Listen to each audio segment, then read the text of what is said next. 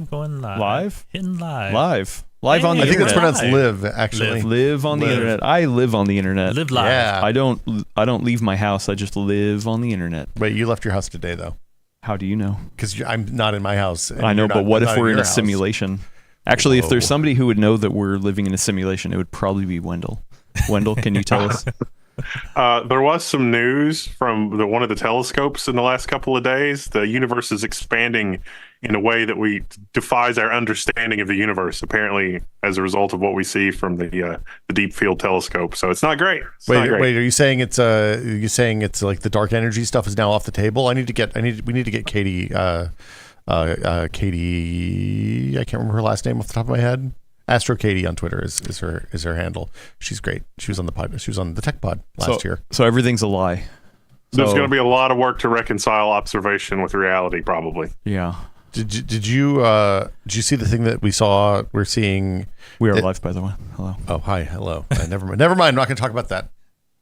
I was about to talk about some Art Bell business here. Oh man, Art Bell. I listen. Actually, I kind of like George Norrie a little bit better than Art Bell personally. Really? I like George. Yes, he just had this like warmth to him. So I used to like I loved Art Bell as an entertainment product because it was a great, hey, I'm up too late, I can't sleep, what am I going to do? I'm going to listen to some people that are completely out of their minds talk to the one of the most calming voices on radio. Or they're in their minds. Maybe they're in their minds. Yeah. I don't know.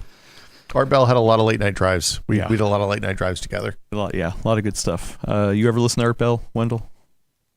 Coast to Coast? No? Art Bell, Coast to Coast, yeah. Wait, you don't like UFOs, Space Ghost, UAPs? Coast to Coast. Oh, Space Ghost, Coast to Coast. Now that was a show.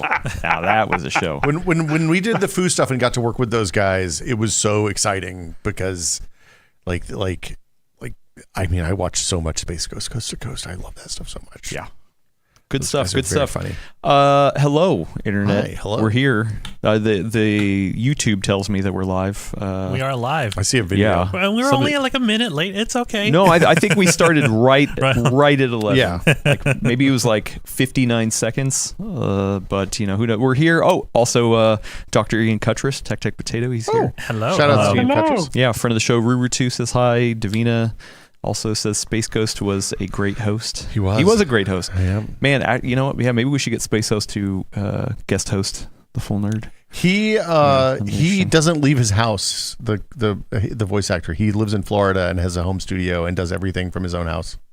Oh, there we go. He's living the we should life. Remote him in. Yeah, remote him we in. need the power of AI to real time make Space Ghost host this podcast. I think that I don't want to get controversial here, but I think that when Discovery bought Warner Brothers, which had previously bought Turner, I think everybody that ever worked on that stuff is gone from those companies now. Dang it. Which sucks. Yeah. All right. Well, yeah, you guys are just delivering bad news left and right here. That's a bummer. Sorry, astrophysics is in turmoil. Yeah. But Discovery sucks. I mean, if there's anything that makes me feel better, it's definitely Wendell. Wendell's great. Yeah. Thank you. Wendell, It's great to be here. This is amazing. Yeah, this is a great time. Listening to Wendell talk is like somebody hugging my ears. You know, just come over, give me a big hug. True. Wendell, what's going on? It's been you were on recently. I don't remember what we were talking about. What were we talking about? But it's probably something really. We talked about. Yeah, you were here too. I was here. Yeah. We talked about. Was it AMD? No. We talked about. Look, I don't know if you've heard, but Intel had some problems with the 13th and 14th generation. We talked about that. Oh, that's what it was. Yeah. That's water under the bridge. Yeah, everything's fine now. They got it under control. Nobody remembers that. No, we don't need to talk about that anymore. Lunar Lake's great though. Everybody's really Lunar Lake is mostly not made by Intel, so it's fine. Yeah, by definition, it can't not be fine if they made it, but they didn't. You know, the manufacturing part. Is designed in California, in Oregon, maybe? I don't know. I don't know where Intel does chip design. Probably all over the world. Yeah. Yeah. Designed worldwide. Mr. Worldwide himself, Intel. Also, breaking news, Dr. Ian Cuttress is telling me that he is in San Francisco right now. Does that mean he's going to be knocking right at our door? I guess we should watch. He knows we'll where just we keep are. watching the door for him to walk in. I expect him to bring some chips in to the office. And I mean potato chips. Ian, just bring potato chips. If he brought fries. And fries, yeah. Yeah. But that's what they call them in the UK, chips. Chippy chippies. Yeah, cool. Well, we're here to talk about Intel. A lot of Intel news dropped this morning. Gordon has a video up on the channel right now. Go watch it. Well, no, wait till after this. Go watch it. Listen to us ramble for a while. I mean, if you don't care to talk with us in real time, I guess you could pause us and go watch the video. Or you could put one full left and one full right and listen to them both at the same time. There you go. Okay. See, I like to listen to YouTube videos at 2x speed. I just listen to 2 videos at once. Yeah. That's a whole nother level. Gotta form some new pathways in the brain to get the left and the right ear working independently. Well, so the trick is you got to put the right ear with the left eye because they crisscross. So and then it all works out. Oh no, Wendell, how do you watch your YouTube videos? Usually like at least 1.5x, 2x. Oh, okay. You all are out of control. I can't. But my podcast too. I listen to. So I have my Pocket Cast app default to 1.6. Shout out to Pocket Cast. Yeah, I love podcasts. I have it default to 1.6 times speed. I've messed around with it a lot, but then certain podcasts I have either slower or faster. The Tech Pod I usually have at 1.8. Like even slower than normal is what you said. What you're saying? Well, no, 1.6 times the speed, so faster than normal. But sometimes I like slow it down. Yeah, political ones I usually slow it down to like 1.3. Some of them like TechPod or certain gaming ones I speed up to like 1.8.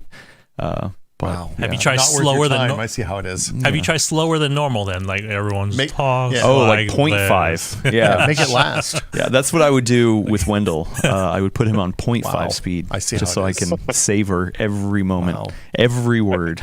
I got to be careful because when I get on a roll and I start doing stuff and I go off on a tangent where it's like, oh, let me explain this other thing that you might not know, and then it's like I forget. That's why I love it. What were we talking about? Have you ever listened to the Jurassic Park theme song slowed down 1,000% but maintained pitch?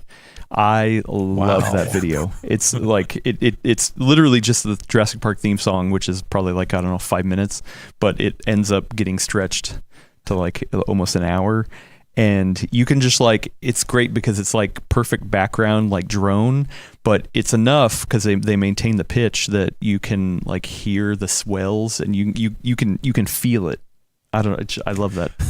I've been listening. It's really good. You should just put it on this whole episode. Just run in the background, and it probably won't get flagged by YouTube because it's slowed down 1,000%. So I've been listening to like NES era chiptunes, like soundtracks from games, slowed way down. Oh, and they are.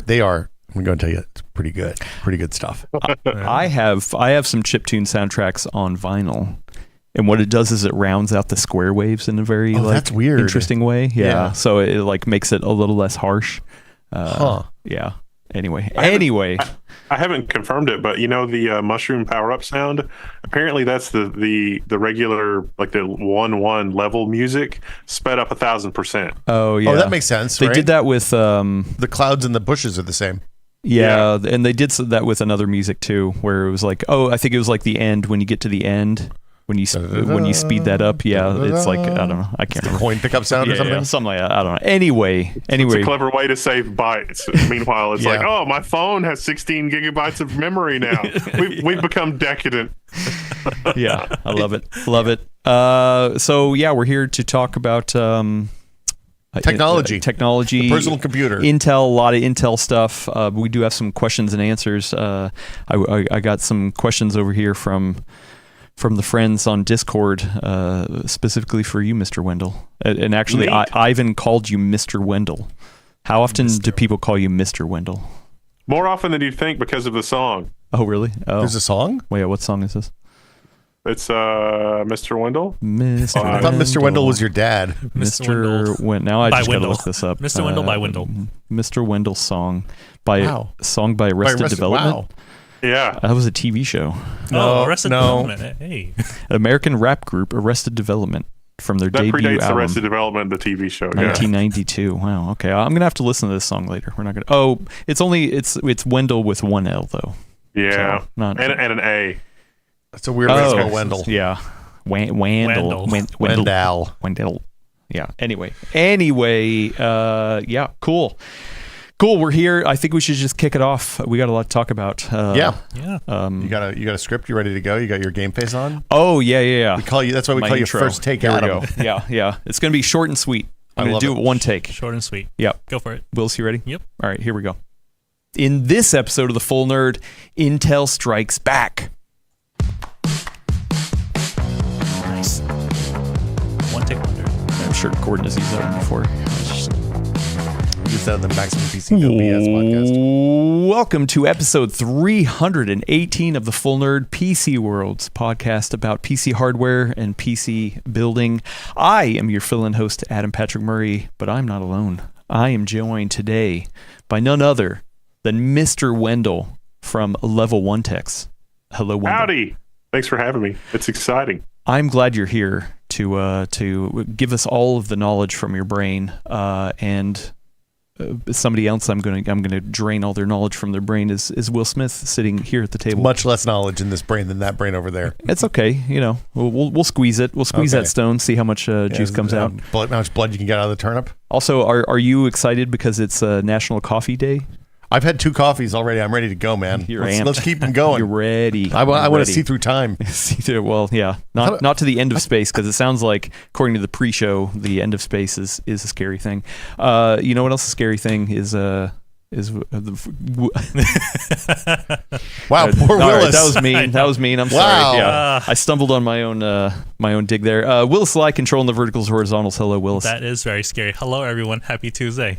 Yeah, we're here to talk.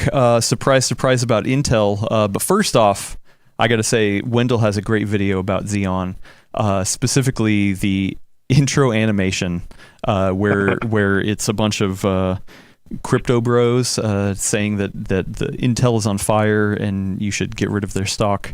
That was a hilarious intro. You should go watch it. I linked to it in the description.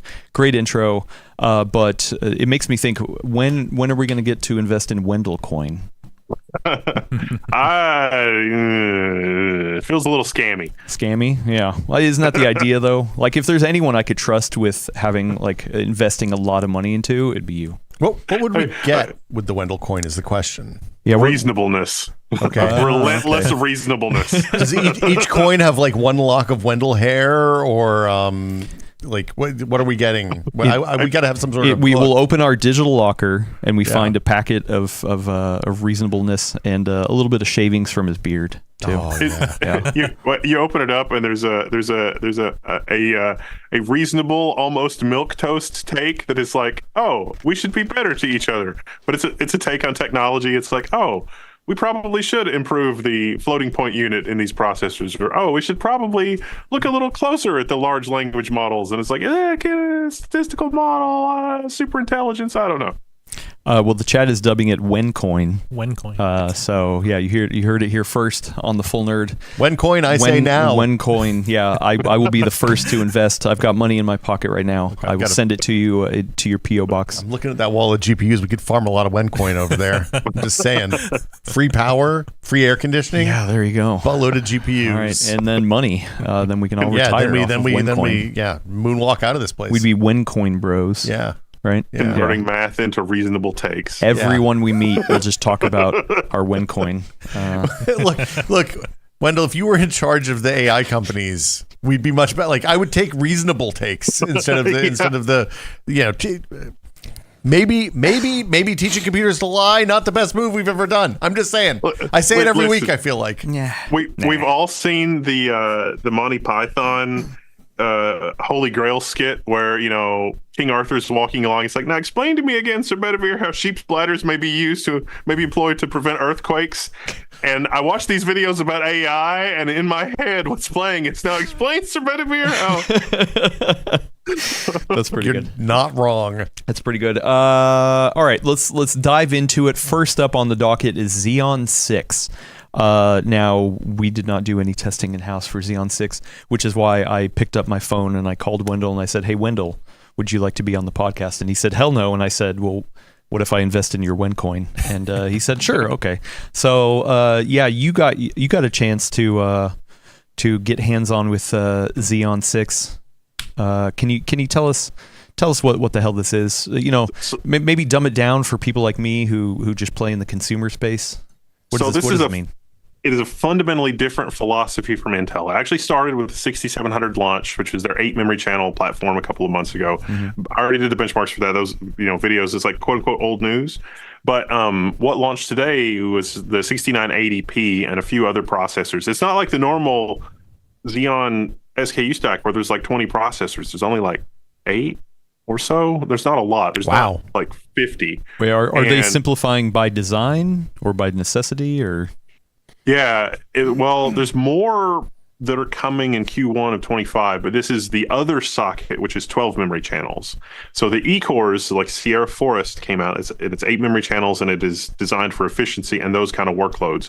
And Intel is saying, okay, here are your P-core options that are up to 128 cores across 3 compute tiles. And this larger socket, 12 memory channels, more memory capacity, blah, blah, blah. But the cores are also those performance cores. So it's like desktop P cores, but it's server P cores that still have efficiency. And that's 500 watts per socket.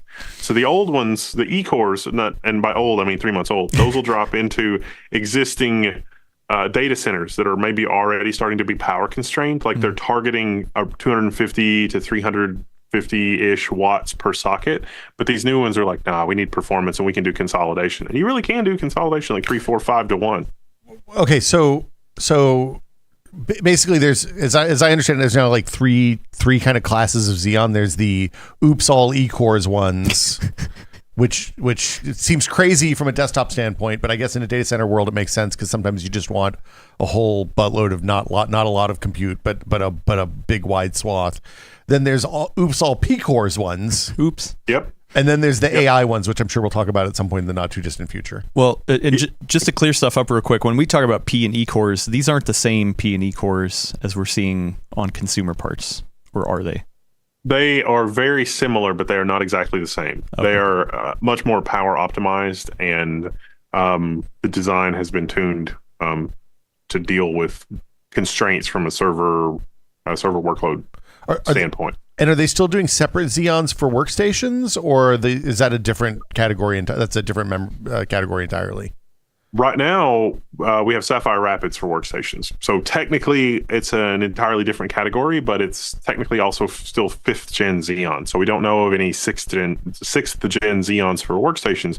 Although I don't see any reason why you couldn't use the P-core Xeons, because those are going to be available all the way down to 16 cores. But 16 cores with an obscene amount of PCIe Gen 5 lanes, and you've also got this new thing called multiplex rank DIMMs that is up to DDR5 8800. So, and that is officially supported. Wow. Okay. How are they hitting those speeds with DDR5? It is actually 2 4400 channels multi-ranked together. So there's some electronics magic happening. So it's really DDR5 4400, but they're in a lockstep configuration, and it is like as if they're just bigger number better. But the reality is that those are like 30% faster in real memory transfers and real memory workloads. Then 4400, or then like whatever the top speed was before 53. Was it 53 probably, or 5600? Okay. So it's a pretty significant uplift for memory bound workloads. They also demoed their CXL integration. So they had a system configured with 3 groups of 768 gigabytes of DDR5 versus another identically configured system, except 2 groups of 768 gigs of DDR5 and 1 group of CXL DDR4 3200 768 gigs. And it was only 3% slower. And that was running ILM. So that's very, very impressive. I mean, that you could save thousands of dollars off the cost of a single system. So imagine a whole rack full of that. Yeah. Well, I guess the TLDR, and you should definitely go watch Wendell's video once again. Amazing video, not just the intro, but a lot of good information in there. TLDR, we've been hearing for a while that Intel is doomed.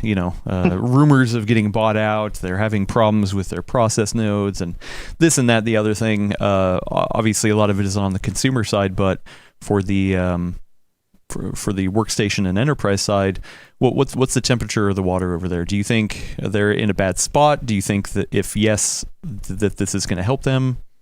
What Intel is doing now is what they should have done 5 or 10 years ago. It's the philosophy. It's like the best time to plant a tree is 20 years ago. The next best time is now, except that the work for what's coming out now was done, 3, 4, 5 years ago.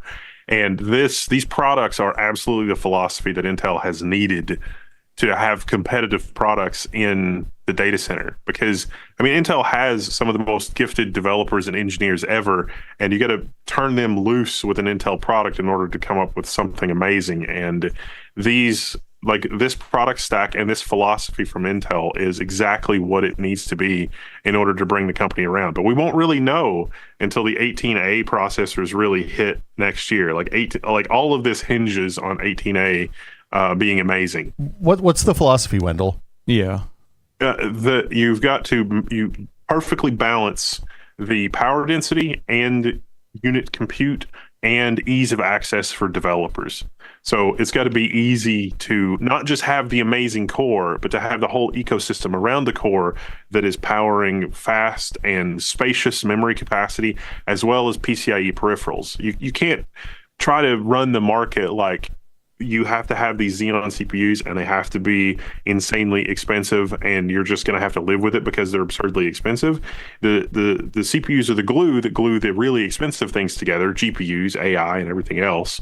And you have to treat that as people building an ecosystem around your product instead of people buying your product to get your product. Your product enables a whole bunch of other things. You got to come at it from a completely different spot. This is the thing NVIDIA's done with starting really with CUDA, right? Like if you look at what they did with CUDA, and at first it seemed a little crazy for them to go their own way, but it turns out it's built an incredible moat around their hardware business. Because if you build an app stack for CUDA and then somebody else comes out with some better hardware, you're not going to rewrite your entire app stack for the new hardware when you already have the stuff building it working in CUDA, right? Yeah. There are some aspects of that with when we talk about like trusted computing and software guard. And so IBM was at the Intel event with Intel, and that was some of the things that those guys talked about. It's like, hey, we're going to build our AI cloud thing. We really want some hardware enforcement for making sure that the stuff that we're offering in the cloud, like one customer's data, is not going to leak into another customer's data, and like we cannot screw that up. And that was a large part of the reason why they used the Intel solution plus Gaudi 3, which is their AI thing. Now, Gaudi 3 is not technically launching today, but they did take the wraps off Gaudi 3. And like the Wall Street bros have reported, like, Intel's getting out of the AI game. And it's like, no. Inferencing is a big part of where Intel thinks they can shine. And Gaudi 3 is like a 2x performance per dollar versus an H100. And inferencing is the training side of the AI stuff? Yeah, the thing that they focused on was the retrieval augmented generation. So you could take a model and you have got all this on-prem data, and you can feed the AI your on-prem data and be assured that it's not going to the cloud, but then also get large language model-like capabilities talking to your on-prem thing, and it's affordable and doesn't require lots of proprietary technology to integrate it. It's like their cluster is like, look, you can use the RDMA networking facility that's already there. You're not going to need something, which is a subtle dig at in NVIDIA's networking stack. It's like, oh yeah, you can buy the GPUs, but by the way, you can also buy this other stuff. Well, so at least on the consumer side, there's a ton of doom and gloom about Intel. They've got problems on desktop. Meteor Lake didn't have the smoothest of launch, and everybody's like, oh yeah, this is Intel's time is up, whatever. But if you look at market share, Intel is still the majority of desktop and laptop processors that are being sold out there. What's it like on the server side? Like, is this a thing where people were literally jumping to AMD and they needed to really? Yeah. I think a lot of the server capacity for AMD has been production. I think it's pretty well known now that you had laptop partners come out and say, hey, AMD left billions of dollars on the table because of prior Intel parts, because of volume and whatever else. And that's kind of been true for some of the AMD EPYC parts. It's like if there were more capacity, more availability, more stuff, we would see this. At the same time, I've been a little bit worried about Intel because this 6900 socket it debuted at Computex. There were systems at Computex that had this socket, and talking to the OEMs like, hey, I see this system that you got on the show floor. Where's the processors? And they're like, we don't know. We built it to spec. We don't have any way to test it. And it's like, and just like Lunar Lake, this is this all manufactured by TSMC as well? No, this is what Intel's foundries have been busy doing. Okay. So this is a Intel Foundry product. Yeah. And 18A, like they're coming in. 18A is coming in hot. Like they literally were like, look, it's real. Here, we're handing it to you. Look, you can see that this is a real 18A product. We are bringing it up right now. It works, and so that's actually really exciting. Because that's another unlock in terms of power efficiency. A friend of the show, Tech Potato, points out that Microsoft and Azure are 50% AMD these days. Apparently. Wow. Yeah, that's crazy. Wow. Well, what about the AI part of it? You mentioned Gaudi 3. Like, what does that landscape look like? I would assume a lot of people are looking at NVIDIA. I mean, AMD seems to push their AI parts as well. Like, can Intel compete here? Yeah, I think so. What Intel would say is that CUDA doesn't matter because the product being integrated into the solution to a customer, they're not using CUDA. They can't see CUDA. The end customer just wants a large language model they can talk to for retrieval, augmented generation, and so on and so forth. And I don't disagree with that, but I think the rest of the conversation has to be that you are saying that your developers are going to support the entire ecosystem from stem to stern in that CUDA is not a part of that equation. And that means that Intel developers have to be doing double overtime to dot the I's and cross the T's and make sure that when a customer's developers want to do something, that all of the stuff is there to do that. And Intel maybe has some past performance history from that, if you look at one API and everything else. But even just like I asked, it's like, okay, from Gaudi 2 to Gaudi 3, because Gaudi 2 is also like it's on discount basically, but it's a good buy for what it is. It's like, okay, if I've adopted a Gaudi 2 test cluster and I'm ready to spend the big money on Gaudi 3, do I have an easy software transition to do that? And they said that yes, it is going to be an easy, perfect dot the I's cross the T's transition from Gaudi 2 to Gaudi 3. People internally at Intel think that, but I also have some people that are working on rubber meets the road applications, and they're like, I'm not sure. So that's something that we need to go hands-on and make sure that actually matches reality. And so it's not out now. When is Gaudi 3 out? It's in customers like IBM. It's in their hands. Oh. But it's supposed to launch in the next month, or like it's supposed to be like general availability, whatever, in the next month or so. So partners first, then a broader availability soon. Yeah, and I've been promised hands-on a system remotely, like a commercial system, in the next month, so we'll know. Hands-on remotely, you mean you're remoting into something to test it. You don't have it physically there. Yeah, because it's going to be like an 80 kilowatt. Wait, you don't want to deal with that? What? You don't have that? You're not going to get two-phase power put into your house? Yeah, you can't handle that, man. If anyone could, I thought it would have been you. Well, how do you even test? Like, do you just load up like the Big Llama 3 models or something on that and go crazy, or is it like? That's part of it. Is like, okay, as a developer, I want to go and download. Like, it doesn't have to be something that's simplistic, but download and run something like Ollama. Like, can I get Ollama to run? And then Ollama has been a force multiplier in terms of like, I just want to play with something. It's like, okay, just run this on your Linux machine and it'll try to figure it. And that works pretty well these days, even with ROCm or CUDA or whatever. And that was not always the case. There's a lot of people doing a lot of hard work to try to make it a like for like configuration.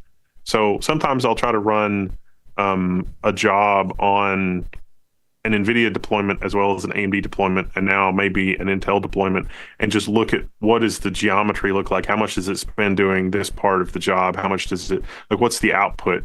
One of the great tests that I did last year was doing generation prompts with Stable Diffusion. And like, does the output match? When I started that, the output did not match. And you have to there's a lot of knobs and tunables to make stuff not run on the GPU, because like if you do random number generation and you leave it on the GPU, that doesn't run deterministically. And if you want it to run deterministically, then the performance actually gets worse.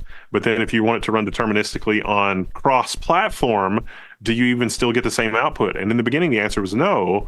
But by last year, AMD's ROCm stack was actually outputting something that was almost, but not quite identical to the output of what you would get from a CUDA stack. So if I would ask for like, I need Danny DeVito eating a bowl of cereal, you would mostly get the same answer, whether you were running an AMD or an NVIDIA platform. And I think that really, like, that's the path to the jugular for the CUDA moat, is that you have those integrations in PyTorch, you have all of the plumbing down to the bare metal, so that the programmer doesn't have to think about it. It's like, I'm just going to run PyTorch, I'm going to import my thing, I'm going to run it, and the output is going to be the same or reasonably similar between different platforms, and it doesn't matter. And for IBM, that's exactly what IBM said. They're like, yeah, we don't care. We just want the thing that will do the math, the linear algebra, the cheapest for us. And we got it from there on the software.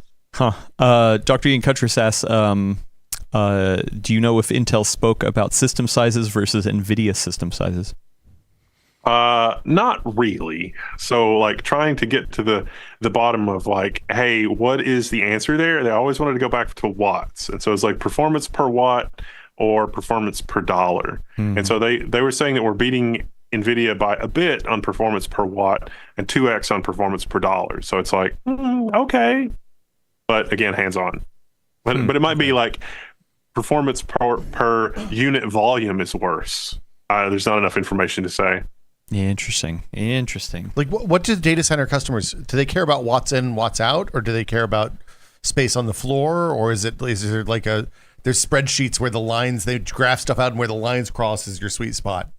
It is, yeah. There are people doing those graphs to try to find the sweet spots. It's mostly power constrained. So like Meta is absurdly power constrained. Even Azure is so power constrained that they were willing to do a $40 billion deal to bring 3 Mile Island back online. Yeah, I saw that. Yeah. And when you say power constrained, you don't mean power into the building. You mean like the amount of power they can pull from the grid is the game. Yeah. So they need to maximize whatever they can have access to. Yeah, a friend of a friend that was doing an Azure project in Atlanta sort of jokingly said, is like, well, we ran the numbers on bringing up our H100 cluster in Atlanta, and it shut down the grid. So we had to distribute that across 3 Azure availability zones because we literally couldn't put the cluster in one physical location. Wow. This seems unsustainable, Wendell. Now we're getting to high level talk. You know, what are we doing here? What are we doing? Why we are just we doing need a this? couple more nuclear reactors. What's a couple of gigawatts between friends? Well, I mean, it's kind of one of those situations where you look at like, I look at like the Eastern Sierras, right? There's a bunch of sun there. Death Valley, that whole Mojave Death Valley corridor has a lot of sun. Not a ton of water, it turns out, which is the other side of this that's important. But it seems like we should be building more of those molten salt plants out in the desert and then piping the electricity up north to where there's water and put the data centers out west. I don't know. Yeah. Wow. Yeah, it's DARPA actually has some really amazing designs for small reactors. I think Oracle is trying to build some based on DARPA designs that DARPA has already said are safe. And it's like, listen, DARPA already said this is safe. We shouldn't have to get a lot of approval to deal with this because this is already basically a DARPA approved. Like, if there's an emergency situation, we can deploy these. There's a surprising number of startups. It's funny, on the TechPod, we get pitches from people who work at these places fairly regularly that are doing like diesel generator scale nuclear reactors. So they're like 1 gigawatt or so, 1,000 megawatts, I guess, 1 gigawatt scale, small nuclear powered for like disaster zones and stuff like that. And like they're starting to bring them online, and they're contained, they're non-fissile, they're non like nuclear proliferation type decay. So it's not like you have to worry about somebody stealing the reactor, making a bomb out of it, I guess is the thing people are worried about. Yeah. Anyway. Wow. Yeah. The future, man. Yeah. Well, okay. Do we think Intel, do you think Intel that this is going to be a huge push for them, that this is finally their saving grace. You said they've been working on this for a while. This is what it's all been culminating to. Do you think this is going to turn Intel around? I don't know enough about Gaudi to really tell you one way or the other, but for the Xeon CPUs, this is something Intel should have been doing 5 years ago, and these are probably the best Intel products that I've seen since Nihilum. Oh, and they can keep going off of this. This is just the groundwork. Yeah, there is a lot of possibility. Like the biggest possibilities here are probably going to be power reduction. Like the lowest hanging fruit here is probably more power reduction, which they may get from their process shrinkage and everything else. The numbers that they're posting for internal bandwidth and connectivity and all of the stuff for gluing all of the connectivity here together are already really, really good. And if they improve on that even a little bit more, it'll be that. I mean, even their latency numbers. So like the latency numbers are higher because there's more tiers and there's more complexity and there's chiplets and you got to deal with that. But their latency numbers that they're posting are best in class. But will that bear out in real world usage? We'll see. Now for the E-cores that have been out, the E-core based Xeons, the 6700 series 8 memory channels, those are kind of undersold. And so like from contacts that I have in OEM and production and everything else, there are customers that are more interested in them today than they were at launch because there was some skepticism of, but it's Intel saying it's 250 watts a socket. Like, is it really 250 watts a socket? But it turns out those CPUs are especially good for like legacy workloads. Like you're already running a bunch of stuff on ancient VMware 6.5, and it's like we don't want to really want to rock the boat on this too much. We just want to consolidate like 4-to-1, 5-to-1, a bunch of old servers. You can do that on those Xeons. They're relatively inexpensive and they're way more power efficient, and you can get 3, 4, 5-to-1 consolidation. And so those customers are saying this is amazing for us in our power constrained data center because it's going to free up power somewhere else. And in that situation, they're literally pulling out old machines and replacing 5 machines with one new box or one new. Yeah, that makes sense. And they still get more performance because that E-core is still better performance than a Cascade Lake core, which isn't that old. Yeah. Interesting times. All right. Well, what you mentioned you're going to get some hands-on with Gaudi. You also said that you have a Xeon 6 in-house now because you're in-house. Yeah. What are you looking forward to doing? I really, really want to do. So one of the things that blew my mind was in the Intel thing. They said just using Xeon as a platform for GPUs, you can see a performance uplift because we're able to keep the GPUs fed better. We're able to deal with the networking a little better. And I'm really looking forward to trying to. I've got 5 MI210 GPUs in a liquid PCIe fabric, and so I'm gonna try that. And it's like, all right, let's see if I can get even better PCIe performance and even better memory bandwidth feeding these older GPUs.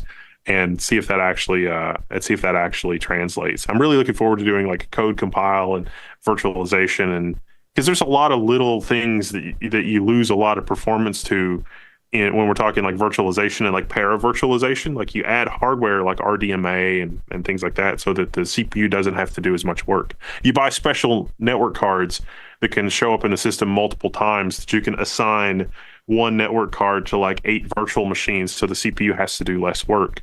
But now the CPUs are getting so fast and have so much stuff in them to do the same kind of work that maybe that doesn't matter as much anymore. I don't know, but we'll see.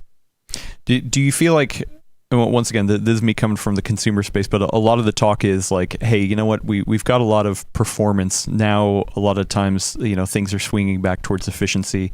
Is that the same thing on the server side? Do you think we have hit a limit with how much performance, whether so they want to go like E-core or the P-core route, and now efficiency is going to be the thing to focus on for a while? Yeah, it cannot be. I mean, Meta is already so power constrained, and they're a big part of the Open Compute Consortium, and so that is going to drive a lot of it. There are some, Fortune 1000 enterprises that have said we're going to do a hard cap on the number of watts per rack or watts per socket, maybe even, and it's like 250 watts per socket is our hard limit. And it's a really interesting take, but it's just like we literally cannot provide power. We cannot turn on a dime for this, and the returns here are a little dubious. We're building data centers that I never thought philosophically we would ever see, which is data centers that can have intermittent power, and data centers that are, above the Arctic Circle, because, hey, cooling is free when you do that. And it doesn't matter that they're on the other side of the planet, because you're doing your training workload, or you're doing something that's not latency sensitive there. So you really can ship these things around the world, and it matters less than, doing things at the edge. So, like, in the pursuit of AI, all bets are off, because none of the things that you took for granted in terms of data center design matter when you're doing certain kinds of workloads. How long before we're firing data centers into space, Wendell? Because I've heard it's cold out there. Well, but the vacuum means it's hard to radiate the heat, it turns out. Oh. So yeah, I mean, maybe it's the moon, maybe it's not space. We just bury pilings, like the other side of the moon. Like, that's what we should be doing on the dark side of the moon. But the bad thing is, it's not really that dark. It's just kind of away from us. Oh, yeah. What in the solar system makes the best heat sink? I mean, probably Titan has a lot of methane, right? Okay, yeah. Well, just as a background, just so I understand, what does your workflow look like when you get in a data center system like this? Like how long does it take you to actually physically install it, configure it, before you even can get to the testing and all that kind of stuff? You put like Windows 10 on that thing and just firing it up, downloading GeForce Experience and let her rip? Yeah. You got to get Linux installed. Yeah. So, oh, God. Yeah. Oh, no. All forms of Linux. It's usually pretty easy to get it racked. I get plenty of power available, and, everything is 220 or better. And so, like, getting it racked and turned on and booted up, it's not really a big deal. The core network here in the office is only 100 gigabit. And it's basically just all cast-off stuff. God, so sorry. Disgusting. Well, the data centers, they're like, 400 gigs. So, I mean, there's all kinds of cast-off 100 gig stuff. Are you really, you're running I guess they take 220 volt power? Yeah. This is a space I haven't spent any time in a really long time, so it's fascinating to talk to you about this, Wendell. Do you have to have special cooling? Like, are you hooking up? Like, how do you cool the racks with that kind of power coming in? With lots and lots of the building has an 800 amp sub panel on one side and a 1600 amp sub panel on the other, and there's probably 25 tons of cooling in the office, 30 tons, something like that. The area where I've got 4 racks set up for testing, and the area where that is has just that area by itself has 12 tons of cooling. So, wow. What was that conversation like with the landlord? You're like, hey, I'm the landlord. Oh, okay. Well, there we go. Okay, well, that's nice. Yeah. So that makes it easy. Yeah. Three phase. The one thing is, because it's grown organically over time, it should be 3-phase, and I'm probably going to do some stuff to make it 3-phase, but it is not currently 3-phase. That is a bit of a problem. Yeah. I was going to say, my last question is, you talked about like Facebook, Meta specifically, being power limited at their data centers. Like, I realize we're like a half a dozen big players at this point. Is that like the fat part of the market? Or is so Meta is big enough that Intel and AMD and Nvidia are going to cater to their power constraints, presumably. Yeah, historically, my perception of it was that Intel was less interested in catering and more interested in saying, no, we've analyzed the problems in the market and we think this is a really good solution. But whether that's true or not, maybe you can lead a horse to water, but you can't you can't make it drink, even if you lead it to water. And so I think Intel is sort of saying, okay, with the E-core Xeons, like, this is what a lot of their customers were asking for, was exactly this product. And you look at it and you for me anyway, I was like scratching my head, like, 144 E-cores? I mean, just E-cores in a server processor? Because, for lulz, when Alder Lake came out, I disabled all the P-cores in the BIOS and was like, will this thing boot with E-cores? And it turns out, no, the BIOS crashes. Like, nobody thought that the end user would be that stupid. So it's just like... And but it turns out it's a perfectly reasonable, like for certain workloads. If you want to run, there's this application called Garage, which provides an API compatible S3 interface. Like if you want to self-host your own S3, which I would, if you're doing stuff with S3, I'd highly recommend, because S3 is kind of expensive for what it is, and you can roll your own, and it's actually pretty good. And Garage runs fantastically well on those E-cores. Like it scales really well. You don't really have the noisy neighbor problem because each individual core. I mean, look at even like Epic. Like individually, those cores, a single core can use a ridiculous amount of power to give you the boosts.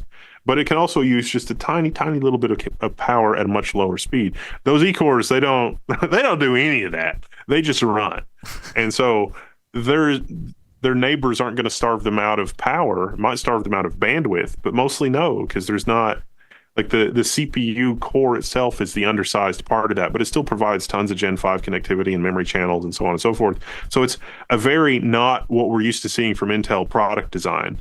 And the same thing, like the P-cores feels a little bit more like an Intel product. Like the P-core Xeon feels a little bit more like, because like sometimes I think Intel also doesn't know how to be number two. It's like, this is a really good product. You're going to make billions of dollars from this. And Intel's like, yeah, we can't dominate the market with it, so let's get rid of it. It's like, but the world still needs this product. What are you doing? Yeah. Interesting. Yeah. Okay. Well, subscribe over on Level 1 Text to see all the awesome videos and the follow-up testing. The last question here is from Dr. Ian Cuttress. Says, Wendell has a secret plant growing facility. It's legal in Kentucky, right? Law enforcement has actually stopped by to be like, so we noticed you from the helicopter. Can we look around? That's the thing that's actually happened. Well, so I grew up in Tennessee, and you'd often have the helicopters flying around looking at people's cornfields. Like corn and tobacco fields, because people go in, hollow out a big area in the middle of the cornfield, and, like plant whatever back there. Whatever. The helicopter's always looking. I didn't know they came to warehouses though. That's fascinating, Wendell. No, they just wanted to meet you. They were big fans. Yeah.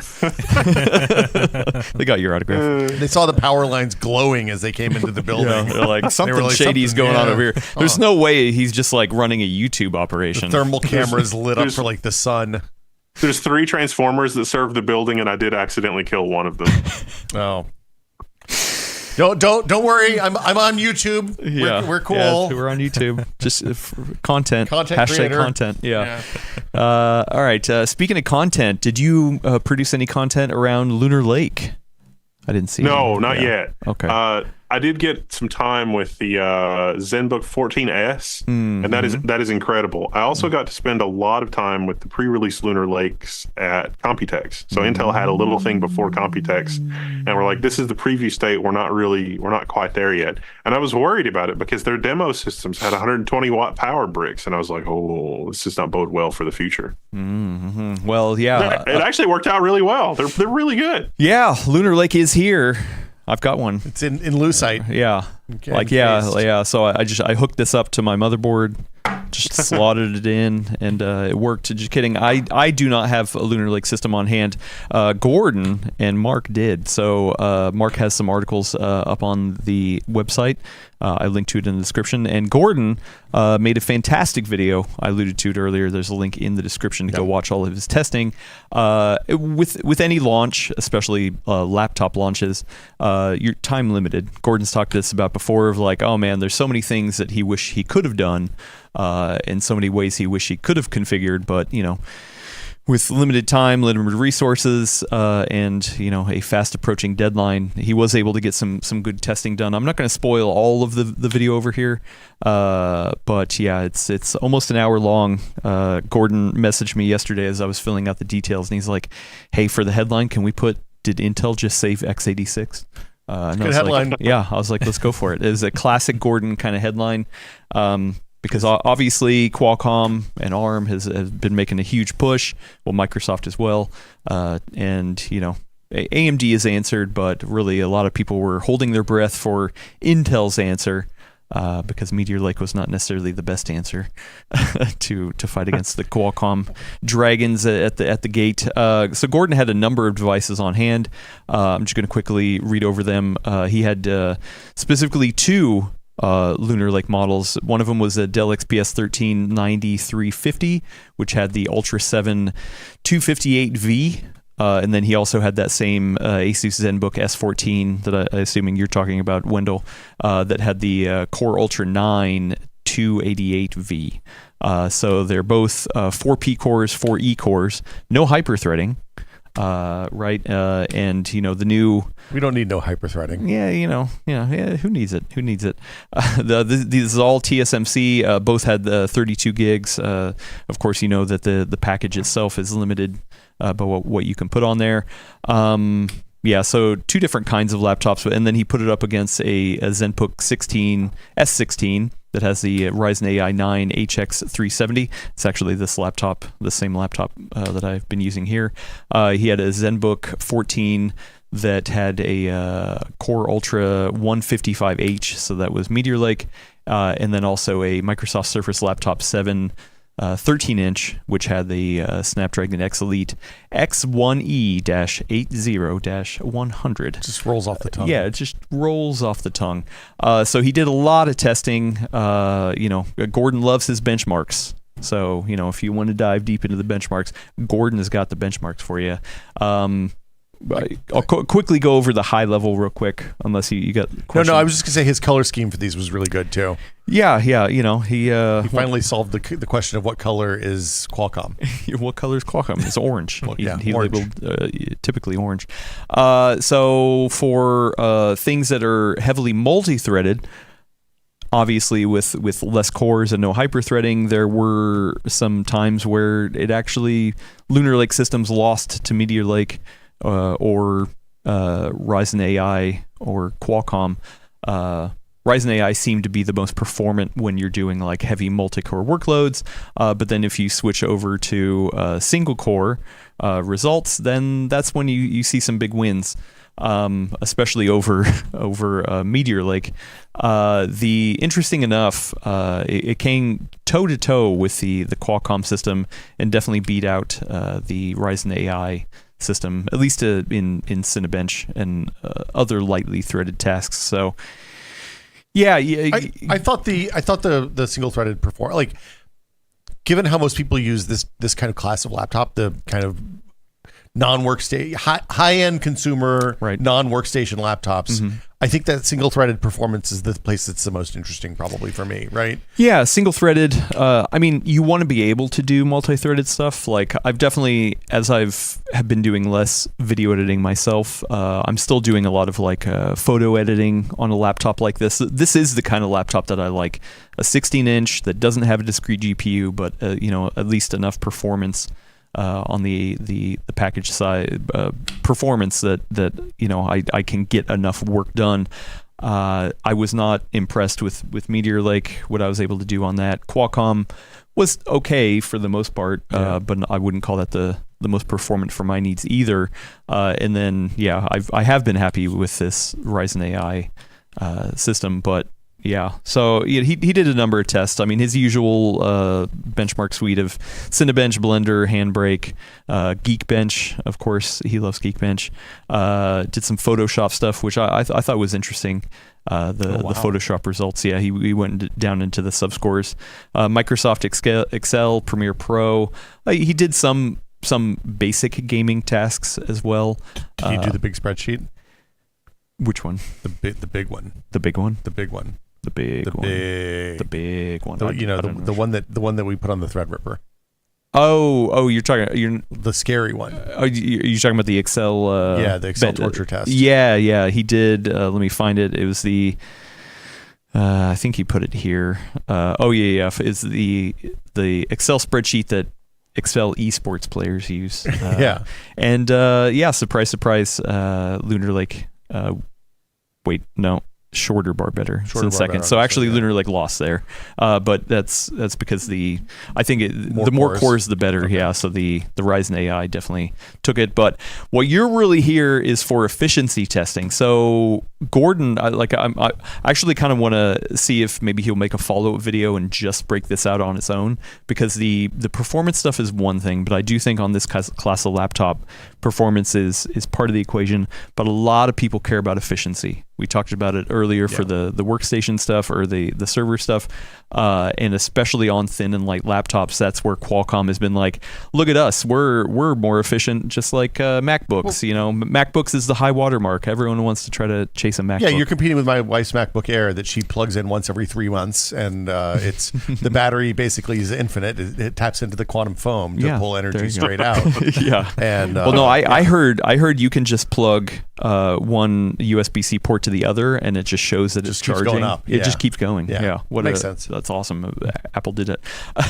But so with laptops, the testing is always hard because you never have a like-for-like system. Like those laptops that I just listed off, like none of them are the same. The resolutions will be slightly different. They'll be slightly different screens. Yeah, some are OLED, which have other consideration, like battery, actual sizing's different. Different SSD. Yeah, it can be a problem. But luckily, Gordon did reach out to his contacts at Dell, and what he was able to get in were 3 identical Dell XPS systems, like literally almost identical, except for the processor. So they were Dell XPS 13.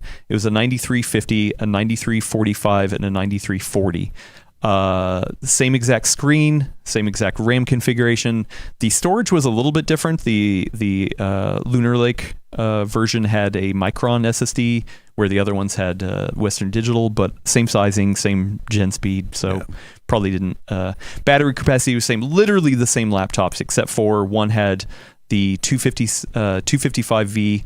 The other one had a Qualcomm X1E 8100. 256V actually. Well, yeah, he got a typo there. Okay. Yeah, I think so. And then the Meteor Lake system, so a 155H.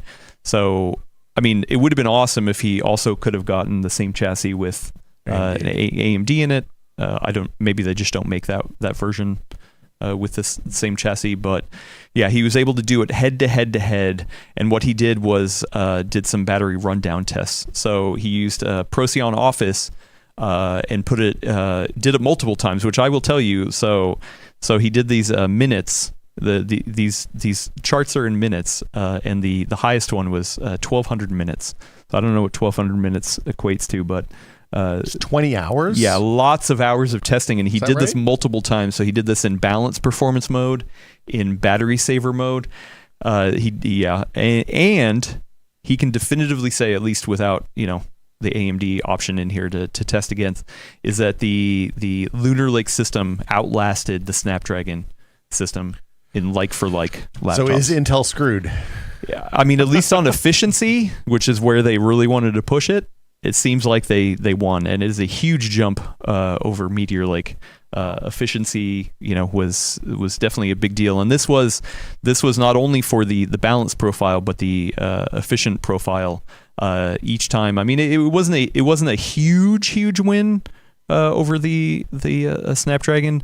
It was definitely a huge win over Meteor Lake. So yeah, that was really cool testing. Like I said, I think I want him to maybe bust that out and show a little bit more on a separate thing. But it is very rare that you can get 3 separate laptops with just the same configuration but a different processor. Yeah. So that was really cool testing. The thing that blew my mind when the Snapdragon systems launched is, it's like, okay, here's your video playback test, and it's like, oh, it's going to last for 20 hours.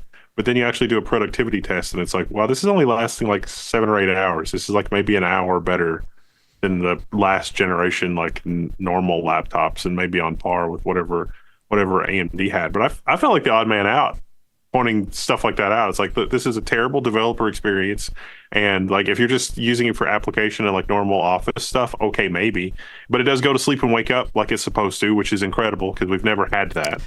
Yeah, I feel like standby, at least because I was using a Samsung, I can't remember the name of it, but it was a 13-inch Samsung for a while. It's actually back there. I can't remember the name of it. Oh, Galaxy Book Edge 4 or something. I don't know. And yeah, like the thing that I was the most surprised about was the standby time. I would open up the lid and it would wake right up, and like the battery drain was like very minimal. And I was like, oh, okay, Well, that's pretty cool. I dig but then that. a Windows update comes along, and it's like, you can't have that anymore, and it's mysterious. Like, I'm gonna play Troubleshooting Simulator this weekend to try to get back the good standby time. Yeah. Well, and also I was debating whether to take that on my trip to Germany for IFA, and I decided not to. That's why I was like, you know what? Let's try the AMD system. Once again, I mean, efficiency means a lot of things to a lot of different kind of people, and it really depends on what you're doing, right? I mean, this was just Gordon's, testing for himself, but at least with like for like, Intel can definitively say that Lunar Lake is a huge efficiency win. And like actually using the Lunar Lake with the long battery life, like that cannot be understated. Like that is worth the price of admission. And so you look at some of the charts and you're like, oh, okay, well, on really heavy tasks like multi-core Cinebench and Blender, sure, it's not as performant, but I mean, for this class of laptop, I'm willing to trade that off, right? Like, yeah, right? Yeah, like I like this. The types of workloads that I use on a laptop that are heavy are probably GPU or quick sync it's video encode. So it's going to be accelerated by some special hardware in the CPU at this point. And I'm probably okay not having, like, I don't need 30 cores in a laptop at this point. I need 8 really good ones is where I'm at. Yeah, because that Meteor Lake system, let me get back to the specs. The one he tested up against, the 155H had 6 P cores, 8 E cores, 2 LPE cores, and a total of 22 threads because the 6 P cores had hyperthreading. Yeah. So I was like, that's a lot of cores, and now they're literally just down to 4 P cores, 4 E cores. That's it, no hyperthreading. But at the same time, the fundamental Windows / OEM problem of, hey, sometimes I close the lid on this and it doesn't turn off, and then it warms up the inside of my bag so that when I get on the airplane and I take my laptop out to work, I unfold it and it's like, oh, you have 8% battery left. I hate that. Like, it doesn't matter how fast it is or how long the battery lasts most of the time if that stuff doesn't work. And it's at the end of the day, I think it has to be on Microsoft for not making people ship machines that sleep reliably, which Remember the promise of connected standby? Pepperidge Farm remembers. Yeah, I mean, look, honestly, Gordon gives me grief for using a laptop as my main, an iPad as my main mobile computer. But it turns out when I press the little power button on the side, it goes to sleep 100% of the time.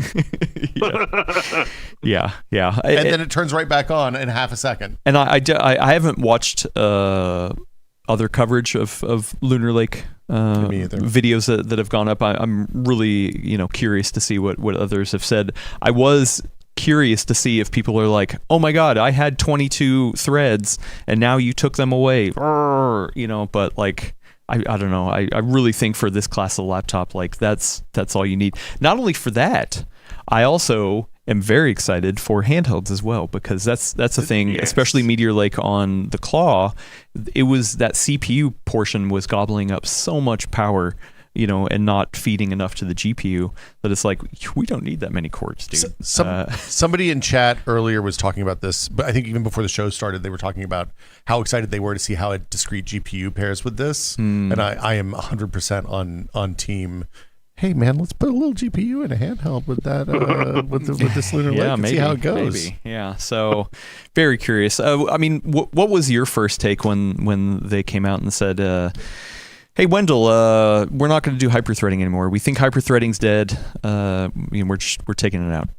I think that's probably a good move for this. It was not like at first it was like, that's interesting, but it's also something that's been widely misreported because now what Intel is doing with their design libraries and everything else is making it easy to just go in the software and choose a la carte which thing makes sense for the particular product that they're working on. So that same core design has a toggle option in some EDA software somewhere that is like, yes, let's do hyperthreading and let's get hyperthreading back. But they chose not to put it here, I think, to save on transistors and real estate and standby power, because those transistors being there, even when you're not using them, it's going to chew up a little bit of power. And there's going to be some, unpleasantness around that. And most people would much rather have 20 hours of battery life. I'm the poster child person to complain about not having 22 threads anymore.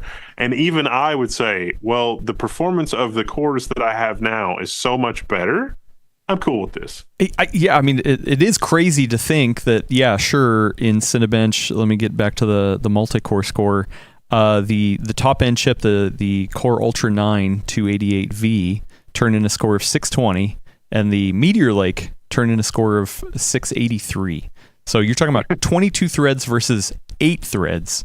Yes, it's less performant, but that's pretty damn close. I mean, that's like hyperthreading is one of those things that made a ton of sense when we had single core CPUs 15 years ago, right? Like when we were looking at 1 core or 2 core, and they were like, "Hey, man, we got a way to get 4 cores out of this thing. Let's squeeze a little bit more juice out of here for all those quad threaded workloads that we were using."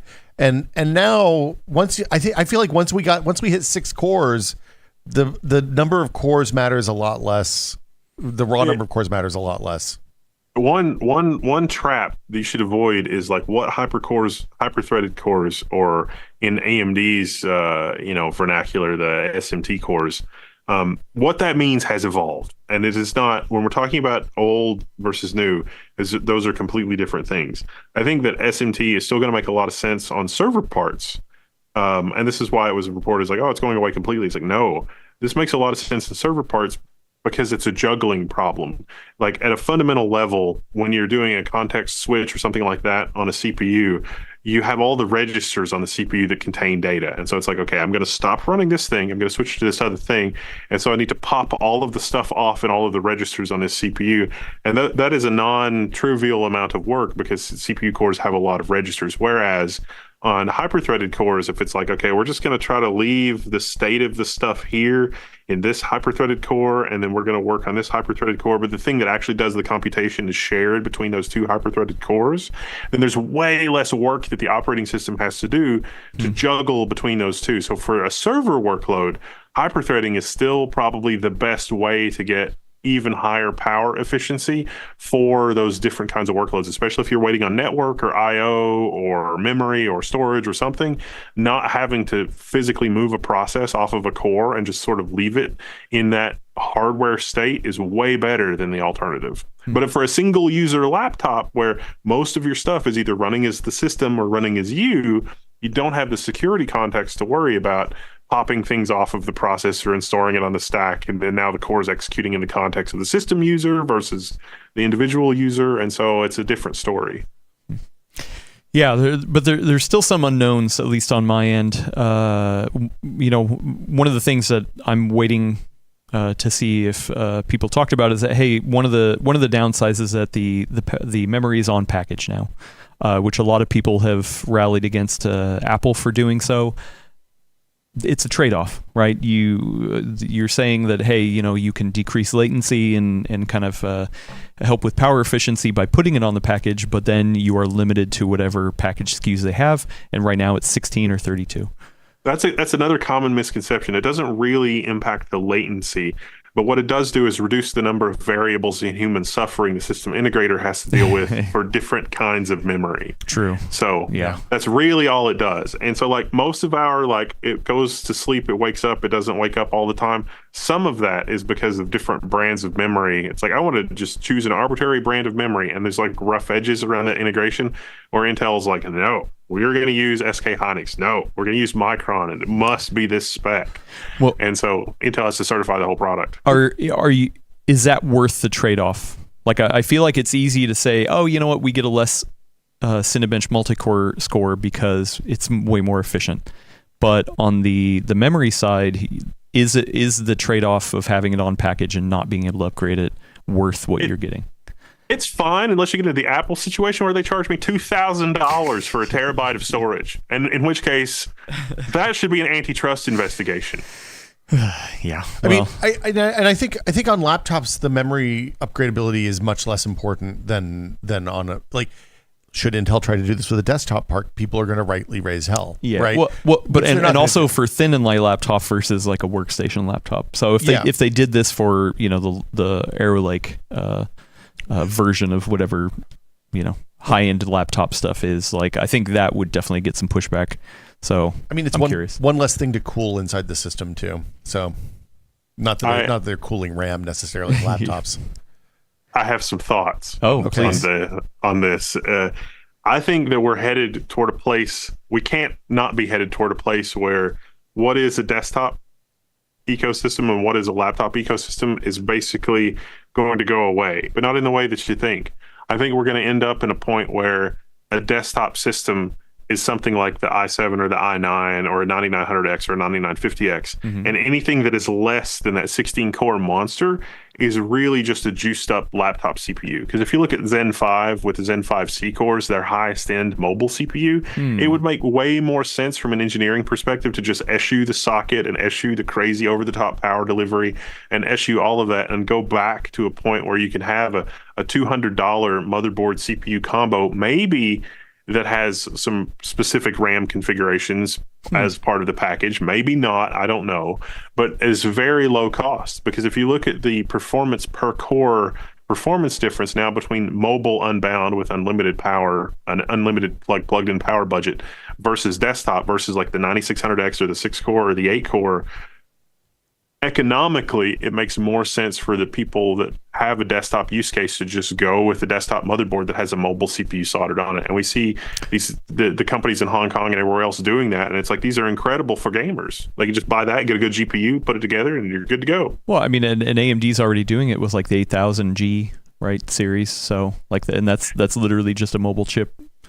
So you're saying the difference would be cost? Cost makes that an undesirable product, whereas the AliExpress motherboards that have a 7745HS with an 8-lane PCIe slot, you just slam a $400 or $500 GPU, and that is a better experience for gamers than building a true AM5 system. Oh, you're saying that the package is soldered on the motherboard? Mm-hmm. Oh, we should get some of those in. I want to test those. Yeah, that's interesting. I'm really curious now. Well, I think. Wow. Okay. I mean, the cost might be down, but then it's a trade-off because you get rid of upgradability. But if the board and the CPU is $500, you just throw out the motherboard and CPU every few years and put a new. Yeah. Yep. Like. Wow. I mean. Yep. Interesting. Wendell. Okay, yeah, Wendell is just shaking. I'm so sorry. Rocking all sorts of boats around here. I feel like I should walk over there and shake the camera now. But it's because the single thread performance is so good on these things. It used to be the case that you would leave gaming performance on the table when you tried to do something like that, but that's not the case anymore. Well, so this is here's the thing I realized is I haven't actually looked at how many threads normal Windows use hits these days, like for gaming. Like just if you or I sit down and use our normal computers, we play some games, we do some work, we edit a podcast, all the stuff that we do, browse the web.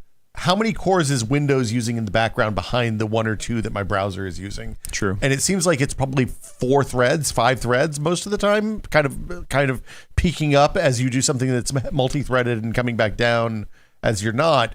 So, like, I actually want to go. I want to go do some profiling. I think. Yeah. Is the TLDR? I feel like when we talked about this before, the chat seemed to be pretty consistent on, hey, you know what, 8 cores is like the sweet spot on desktop right now. Yeah. That you don't really need, or if you need more than 8 cores, then you need more than 8 cores. Yeah. Kind of thing. Which, you could just get 8 mobile cores at this point. Like, I guess, for example, I have a 12th gen Intel laptop that has, I think, 6 cores. At home, that it's like my normal, not using the iPad. Oh, it's laptop. like a 1260p. It's like a 1260p. Yeah. And it's the first laptop I've had in years that wasn't like a big giant bulky desktop replacement laptop that actually felt as performant as one of my desktop PCs. Like for the most part, it definitely has some sags occasionally when I do heavy loads, but just browsing the web and stuff doesn't feel chunky in the way that laptops often do. And like it makes me wonder what the floor is in terms of cores and how close we are with these new Lunar Lake parts. Well, that is one of the things that AMD has touted, at least when we went to LA in their deep dive sessions, the one that I was able to attend, was hey, you know what? We all the way from the bottom of the stack to of thin and light laptops to our big processors. We've got the same core design, and we're all about scaling the same core. Where Intel's over here saying, hey, we have a different thing for thin and light. We have a different thing for workstation laptops. We have a different thing for desktop. We have a different thing for Xeon. I don't know which one's right. AMD seemed to say that theirs was the right way, but who knows? There is something obviously to be said about having like targeting specific systems and saying, hey, we're going to try to do the best thing for a specific system. Yeah, interesting. The other thing I want to know about too is gaming, because obviously it has the new XE2 architecture. Going over Gordon's results real quick, it actually he was confused because of the two Lunar Lake systems, usually the Ultra 7 turned in a higher score than the Ultra 9, but that's something that we deal with on the handheld side a lot that I think he doesn't understand, is that in a power limited socket like that, it's starving. Is it feeding more GPU or is it feeding more CPU? And so I think with that higher wattage part, or the Core Ultra 9 versus the 7, that it's actually trying to feed those CPU cores when it doesn't need to. Sometimes, so it's not feeding the GPU enough, which is why he's getting a lower score on some of these gaming tests. Sometimes the faster GPU is slower in games when you're talking about mobile. Yeah. And there was even a couple times like Rainbow Six Siege where Meteor Lake actually did better. And yeah, so I mean, he got not the most amazing results out of his gaming testing. Cyberpunk did turn in a better score than Meteor Lake. Either way, for the most part, they're I would say if you're looking for a thin and light system that also games a little bit, then you're probably better spent with an AMD solution. But I think the other part is the efficiency part of it too, because he didn't do any like actual power efficiency testing around gaming specifically. So I'm curious to see, once again, is that the trade-off worth it? Sure, maybe you're able to get more raw performance out of the AMD chip, but maybe it's using more power to do so. So that's something that's still TLDR, and I'm curious to see if others have tested it. Yeah. Differently. I mean, it's the perennial problem with Intel parts on mobile, where their AMD GPUs are just better. Yeah, but I also do think, who knows, drivers, that's been the big thing for their GPU stuff is just drivers. So I would have expected a little bit more performance, like for like, but who knows, maybe they just need to get some driver updates in there, like always, and it'll be a different situation in 6 months. I'm not quite sure. I don't believe we've seen RDNA 3.5 yet, and that could also change the game a little bit on mobile, especially when we're talking about like the Claw 2.0 or maybe Steam Deck 2.0 or something like that. Yeah, 3.5 I believe is in the Ryzen AI 300 parts. Okay. Yeah. So which if you don't know, the 3.5 was results from their collaboration with Samsung, and they said Samsung had very stringent efficiency expectations, and so they were able to learn a lot by efficiency gains. But you're right, we haven't seen it in any handhelds, because I do think part of it could be that we've seen at least some of the rumors saying that Ryzen AI 300 based systems are actually cost more for the for companies to implement versus the Lunar Lake or Meteor Lake systems, which is curious. Because I would have thought at least one of the handhelds would have come out by now and said, hey, yeah, we've got Ryzen AI 300. Maybe that's why AMD had kind of confirmed to us a couple weeks ago that the Z2 processor is in development, and maybe that's like, oh, hey, you know what, for handhelds we need something that's a little more cost efficient. Yeah, I think the cost of spinning up a new design versus, like, it's not like they have an existing board they can drop those CPUs into. They have to spin up a new board for that, right? So it takes time. The other thing a lot of people are talking about that people seem to be angry was no Thunderbolt 5 on package. But I mean, we've known this. We've known this for a while. They've been pretty forthcoming and saying, hey, you know what? Right now, Thunderbolt 5 is discrete. And at least all indications from the Intel people I've talked to is that Thunderbolt 5 is probably going to be discrete for a while. So, do you have any insight? At the Computex event, I went to the Thunderbolt 5 breakout session and gave the guy a really, really hard time. And because it was like, this is not, even when Thunderbolt 5 comes out, it's not enough bandwidth. I need more bandwidth. Like, listen, we're getting this to this point where a laptop and desktop convergence can happen. And if I could throw a 4090 class or a 7900 XTX class in a box and dock my laptop to the box, and it will work really well. This is a thing. Yeah.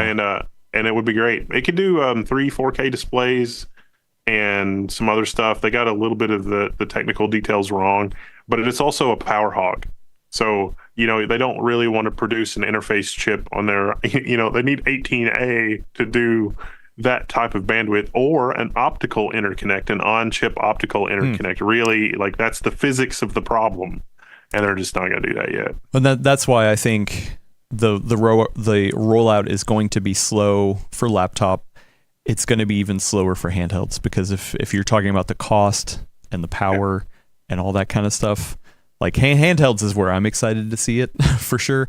But yeah, I don't think it's going to be anywhere soon. I've seen the promised land of this future with Oculink. It's only Gen 4, but Gen 4 is so much better than Thunderbolt 3, and it's so much. It is actually, Oculink is objectively worse in every way versus Thunderbolt 3, except for bandwidth. And that bandwidth unlock is enough of an unlock, because it sounds like you're just moving from 40 to 80 gigabit, but that's because Thunderbolt 3 was really a big lie to begin with. If you're using Thunderbolt 3 for actual transfers, if you use this for storage or whatever, you already know this, you're only going to get 2 point something gigabytes per second. It's a far cry from the 4 that you would get from four PCIe 3 lanes.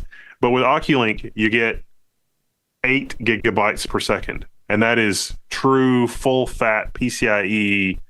And you can do a fair bit with that in terms of a GPU, in terms of a laptop as a desktop replacement, but still having some really nice external connectivity.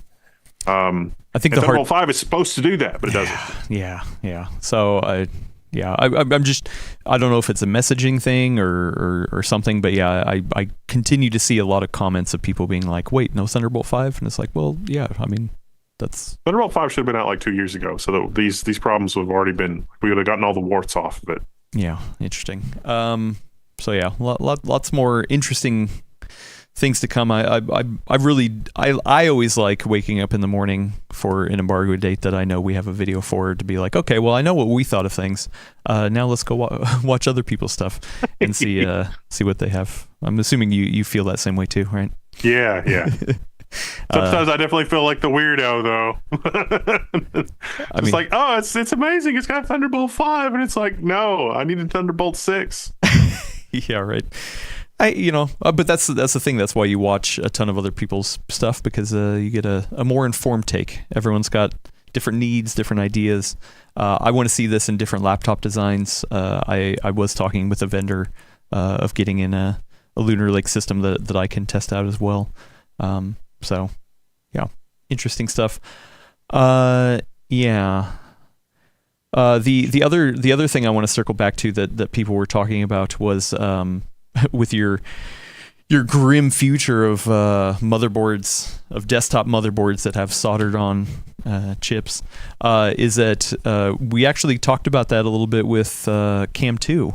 When we saw those motherboard designs with Cam 2, one of the things that Asus had told me when I was asking them about their Cam 2 design that they had was like, hey, listen, you really want to care about latency and all that kind of stuff? You're talking about just soldering it to the motherboard, like is Cam 2 maybe a sweet spot between lower latency, faster speeds, but also still able to upgrade because you have separate exchangeable DIMMs, or is there anywhere in the desktop market where they would be okay with having it soldered to the motherboard because it's worth it? Maybe it's on the low end because maybe it's a price thing. Yeah, I think let's take this through. If you look at your base price as a middle of the road AM5 motherboard plus like a 7600 or a 9600 plus the cooling you need for that, plus the VRM that you need to support all future upgrades, plus whatever. And then you subtract all of that. How much of a budget does that give you? And if you look at how much memory costs, it's like, oh, that actually would give you a lot of memory. So a motherboard with 32, 64, 128 gigabytes built in, that's not a lot of costs. Oh, you think that the savings can offset you actually being able to get more for that cost? Would we wait? So in this hypothetical future, sorry, I got to play this out, where only the 12 and 16 core high end, Ryzen 7, i7, Ryzen 9, i9 kind of stuff is a socketable part. with more performant and more cores, but what if it has lower or higher RAM latencies? Would we be in a then somebody's like, okay, well, sure, I need more cores, but I also am getting lower RAM speed latencies, where these cheap boards are able to get they have less cores, less performant cores, and less of them, but it's actually faster RAM latency, and you can get more for there. it.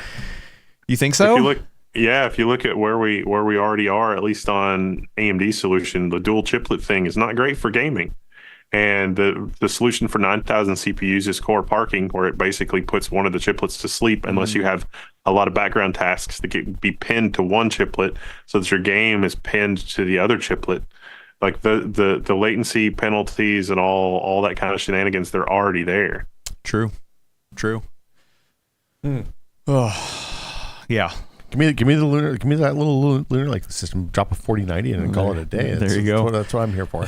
Well, don't forget the mobile parts are also not power constrained in the desktop configuration, so you probably have significant clock headroom. It's the same part, but it's also going to run insanely way higher too. Well, yeah, I do wonder how much they can scale, because they did talk about how Lunar Lake was designed at 8 watts, and then scaled up. I wonder what the theoretical max of the scaling up can achieve. So I would be curious.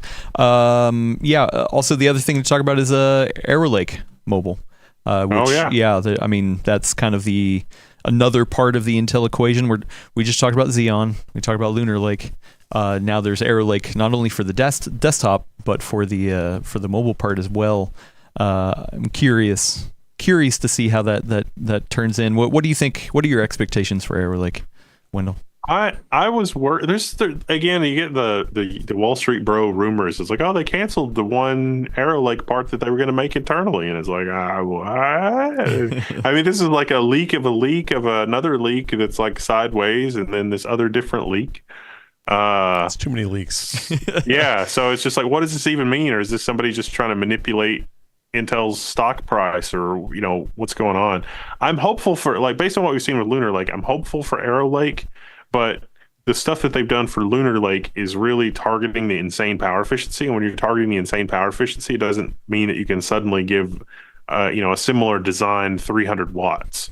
So maybe, might be good. I don't know. These are theoretically going to be like HX class. These will be HX. Yeah, these will be the thicker laptop, over 4-pound laptops, workstation laptops that are paired almost exclusively with discrete GPUs. Yeah.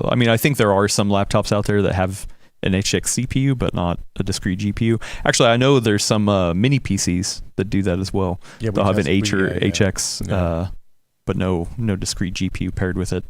When do you expect Arrow Lake? Do you think it'll be by the end of the year, right? I'm just going to point out that at Computex, there were more Arrow Lake motherboards than X870 motherboards, and theoretically, X870 motherboards should have been an easier lift for motherboard makers, given the similarities of the chipset to the X670E. I sure feel like a lot of motherboard makers thought that Arrow Lake was going to be here like imminently with Computex, and yet. Yeah, well, it was almost kind of like the other thing for the server side, where you said there was a lot of boards, but they couldn't qualify them with chips.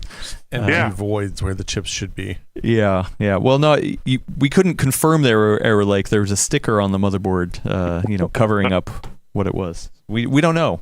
It's just next gen. It was an Intel motherboard that was not LGA 1700. Yeah. There we go.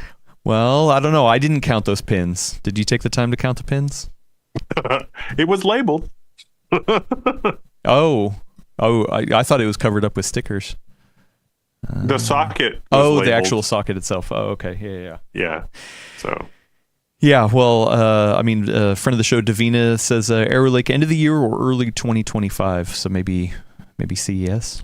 There were October rumors, but I don't know what's going on with them. October rumors. Okay. October rumors. We love rumors around here. I know it's your favorite thing is rumors.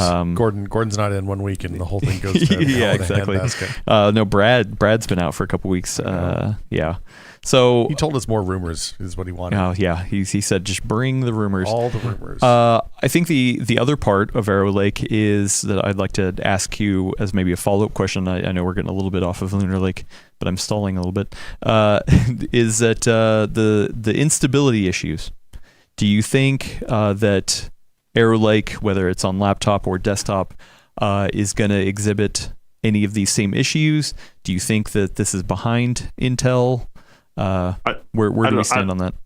I don't think we'll see any of these issues on Arrow Lake or Lunar Lake or any of it because it's a fundamentally different, like these are wildly different physical hardware from Intel. It's not like, oh, this is the next, like, the Raptor Lake refresh is basically like the end of the line for how they were doing that at those voltages and everything else. Not only that, but the fixes actually do seem to work. And I've almost finished with a post-mortem video on that. There's going to be another microcode update that Intel is gonna address. Oh, another one. Yeah, some more minor details with it, which is fine. Will it be because the current one's beta still, right? More or less, theoretically. Yeah.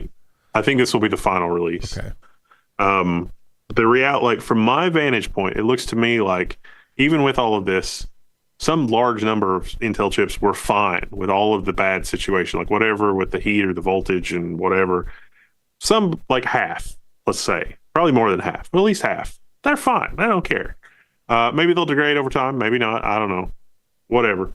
It sure looks like that this was a bug where, like for the data that I have, the systems that had better cooling had a higher failure rate, which suggests there was something in the boost algorithm that was saying, I can boost. Oh. And it could not. Certainly there's some data that suggests it's workload dependent, which is the people, the dude bros in the data center mining cryptocurrency experience a lower failure rate than the ones running game servers, which is, again, very interesting. Yeah. If you look at specifically a workload like Minecraft, it's a very interesting workload from the perspective of a gaming CPU because Minecraft is terrible. And if you look at the pipeline in the CPU and you look at how busy it is, not all the cores are busy, but enough of the cores are busy. And if the boost algorithm is too facile, meaning that it's looking at how busy the CPU is, it's like, gosh, I should request a lot of voltage because I can boost because it looks really busy. Oh. But when you get into the brass tacks of the computer science of it, it's actually like a lot of branch misses and cache mispredict, or like branch mispredicts, and there's something that's needed that's not in the cache, and so it's waiting on main memory. And so if the boost algorithm doesn't take all of that into account, it's requesting a lot of voltage. The CPU gets a lot of voltage, and then the CPU can't boost because it literally can't do anything. And that seems like that is a contributing factor to why a gaming workload murders the CPU, whereas a cryptocurrency mining workload does not. Interesting. You know what else is interesting is that we have a Wild Gordon has appeared. We're gonna give him a second to. We summoned him. Wild Gordons can't be broken. Gordon, you're there. You go. There we go. I'm back. Oh, so yeah, you were. Looks like you're on a. Is that the Nimitz? Some sort of aircraft the carrier. Midway. I didn't have time to put on the Star. I had a whole Star Trek uniform I was going to wear. And then look at Wendell's got the really cool Star Trek uniform with the collars. Yeah. I'm expendable. You got the collar expendable, so you're in charge of the people who get expended. Like, you go, you stay. That's for Card Season 3 episode. Yeah, well, Gordon, glad to have you here. Thank you. I know you were rushed to get here. We're excited to hear your take on Lunar Lake. I tried to sum it up, but Gordon, please, people want to know what does Gordon think of Lunar Lake? Did Intel save x86? I would actually have to say yes, because I think obviously I'm being I can't pronounce it correctly. I am still under the influence of some wonderful medications, but I would say they have saved x86 because of all the hyperbole that this was the end, that if Lunar Lake did not pay off, and I'll be honest, a lot of people were chatting, that's what everybody talks about, is if Lunar Lake did not pull it off and being able to be at least competitive and slightly outcompete ARM, then I think a lot of people were going to go like, this is it for x86. Now, what I was interested in hearing is what Wendell had, but unfortunately, I couldn't actually see the episode because I was not available. Because I'm wondering, like, are we doing back to back? Intel has saved x86 on Xeon, and they're saving x86 on. They are. Are they saving it? Is that your feelings are, Wendell? Yeah, the Xeon products are incredible. It's what Intel should have done 5 years ago, philosophically and operationally. So, Gordon, if you can give us where your headspace was at when you got these Lunar Lake laptops in for testing, like what were the questions you wanted answered? What was it, mostly efficiency, or? I wanted to know about efficiency because, a lot of people really get kind of caught up in, I love benchmarks. We all love benchmarks.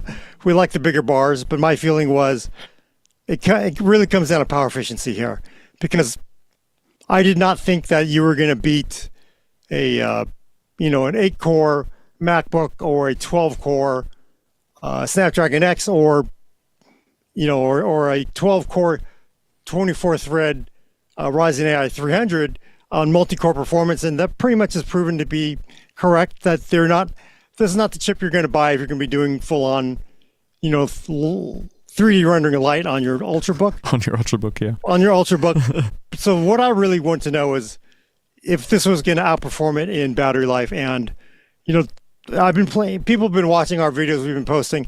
I've been saying for a while now, like, it's really hard to say, because is the OLED panel that's eating all the power? Is it because of the bigger battery? Is it because of the design of the laptop, the cooling systems? But fortunately, if you go watch our video on Lunar Lake from this morning, we got Dell. Oh, we lost Gordon. XPS 13s. Oh no, you're back. You're back. You're You're back. Yep. You're back. Sorry. Am I back? Yep. So we got Dell to graciously loan us 3 XPS 13s, and they are basically almost exactly the same. I'm looking at the specs, and it's basically the same sharp IPS panel. They're 19 by 12. There's not touch. They're all 3 of them were 16 gigs of RAM. Yes, I know you want 32 gigs. You want 32 gigs, but these are all matching 32 gigs of RAM.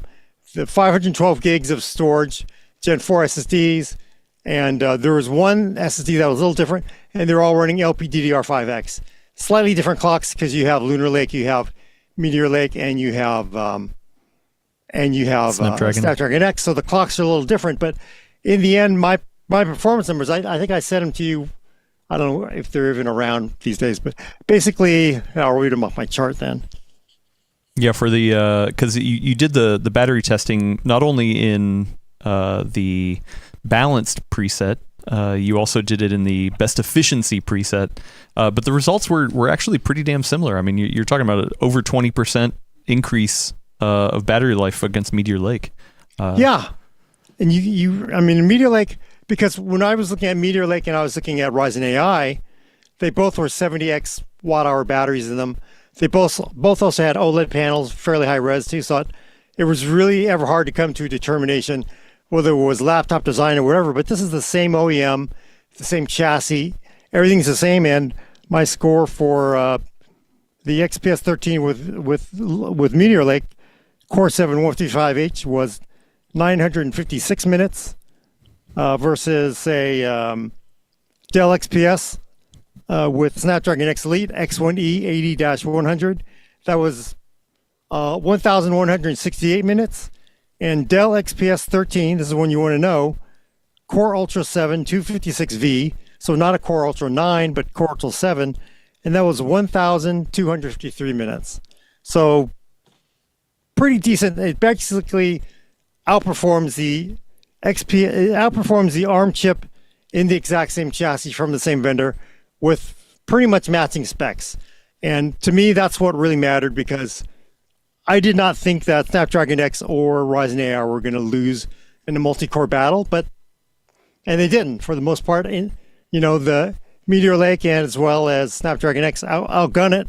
Not a surprise really, but it comes down to efficiency, because everybody's been saying, if x86 and Intel saying for months and months and months that they can beat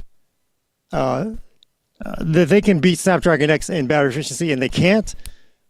that ain't good. That is really not good. But they were able to pull it off, and you got to give it to them. So I think, honestly, when you make the trade-off, if I want more multi-core performance, yes, Ryzen AI is probably the best answer for x86 people. If you're Snapdragon X and you want to take that leap, you want more efficiency, but you still kind of want more performance, but you're willing to live with the things just don't work on ARM all the time life. That's not a bad way to go either. And Wendell could probably get into that. But honestly, if you really want, and it's going to be an insult to some PC Windows people, but if you basically want a MacBook Air-like experience, now that's going to be MacBook 3. I suspect they're going to be pretty close. I even suspect MacBook 4 might be fairly close too, depending on what they come in at. But if you really kind of want that, I want all-day battery life. I want more than all-day battery life out of my laptop, and I basically want a MacBook-like experience out of my Windows PC, and better. And I get Windows because I like Windows more than Mac or Mac OS. Then that's what you're going to get out of these new Lunar Lake laptops. So I think that to me is a pretty decent win for Intel here, if you were to ask me. So I would say yes. That's a long way of Gordon saying I think Intel actually saved x86 from on thin and light laptops. Do you think that the battery life is the prime motivator for purchases for people in this category? Like, do you think that that's the thing people care about more than, like, I mean, I know that you used to go to Fry's and people would look at whatever had the biggest number on the box. And it feels to me like anecdotally that it's shifted to where people care. Like they want that. They want to never think about battery. And I wonder if you have any insight into that, whether that's what vendors think. I think part of that is, yes, I do think they want it because there's definitely people that are really, really, really hyped over what they're getting out of these MacBook Airs. My wife, full disclosure, she has a MacBook Air 2 for work. I've not seen a MacBook Air 3, but they give you very decent, good battery life. They give you basically, and they give you that fidelity for the Mac OS. But I do think battery life does matter to some. But will I subscribe to the made-up reviewer mantra of 1/3? For statistics that I don't know, I just make them up. Okay. So 1/3 of people care about battery life. 1/3 of people will say, you know what? I'd rather have Meteor Lake. I'd rather have Lunar Lake with an OLED panel because OLEDs are beautiful. And yeah, sure, I can get maybe 4 more hours of battery life in a day, but do I care? I'd rather have high res, and then the other one is I don't care. I just want whatever. So that's anytime a reviewer just makes stuff up, you just it's 1/3. 1/3 of people like this. 1/3 of people care about like battery. that. The other third like that. So what you're saying is I'm in the 120 hertz OLEDs category. Adam's over here with the 60 hertz IPS, one the bigger battery life, and Wendell wants the multi-core perf. That makes sense to me. That's the 1/3, 1/3, 1/3. Yeah. Because I mean that's one thing people. That's why we love the PC. Now I mean you got to give Apple what they've done with the Mac. It's great stuff. I tried using Mac OS for a month. I couldn't stand it. I just could not stand Mac OS. It just not work for me. You do love change. I was shocked that it didn't stick for you. It's It was just hard. I didn't think it was worth it. But I do. What I want to know is do you think this leaves out of all 3 vendors the hardest vendor? It's going to be for Qualcomm, I think. Yeah. Because there's so many things that people got to live with not working, and that lifestyle. If you've been living the Windows 10, 11, 7, you've been living Windows forever, and everything just kind of works. I can pull a DVD off the shelf. I can pull an old Adobe application off the shelf, and it usually will work. I can tell you it's going to work better than it's going to work on a Snapdragon X part, which is the bummer part of Windows on ARM, which is they've made big strides, but still, am I going to trade that x86 fidelity for that? I don't know if I would with Lunar Lake here. Well, except for, I thought it was curious. You had 3 identical laptops except for the processor, but the Qualcomm one was, what, $200, $300 cheaper? So, I mean, maybe that's enough of a trade-off to be like, you know what?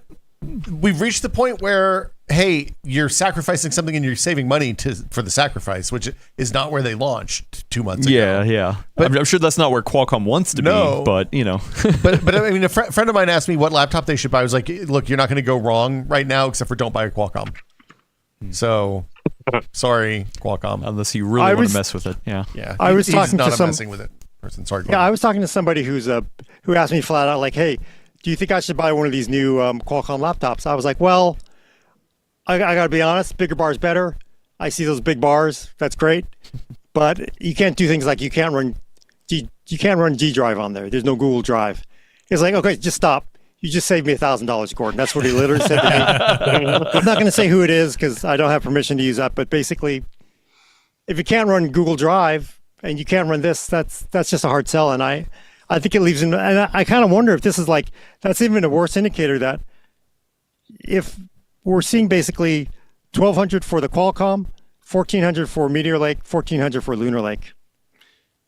People are going to be willing to pay that premium for Intel. And we know that, people have brand affinity.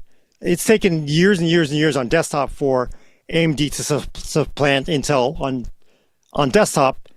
And even though they arguably make a really, really efficient, great mobile CPU, we're not seeing the uptake from customers.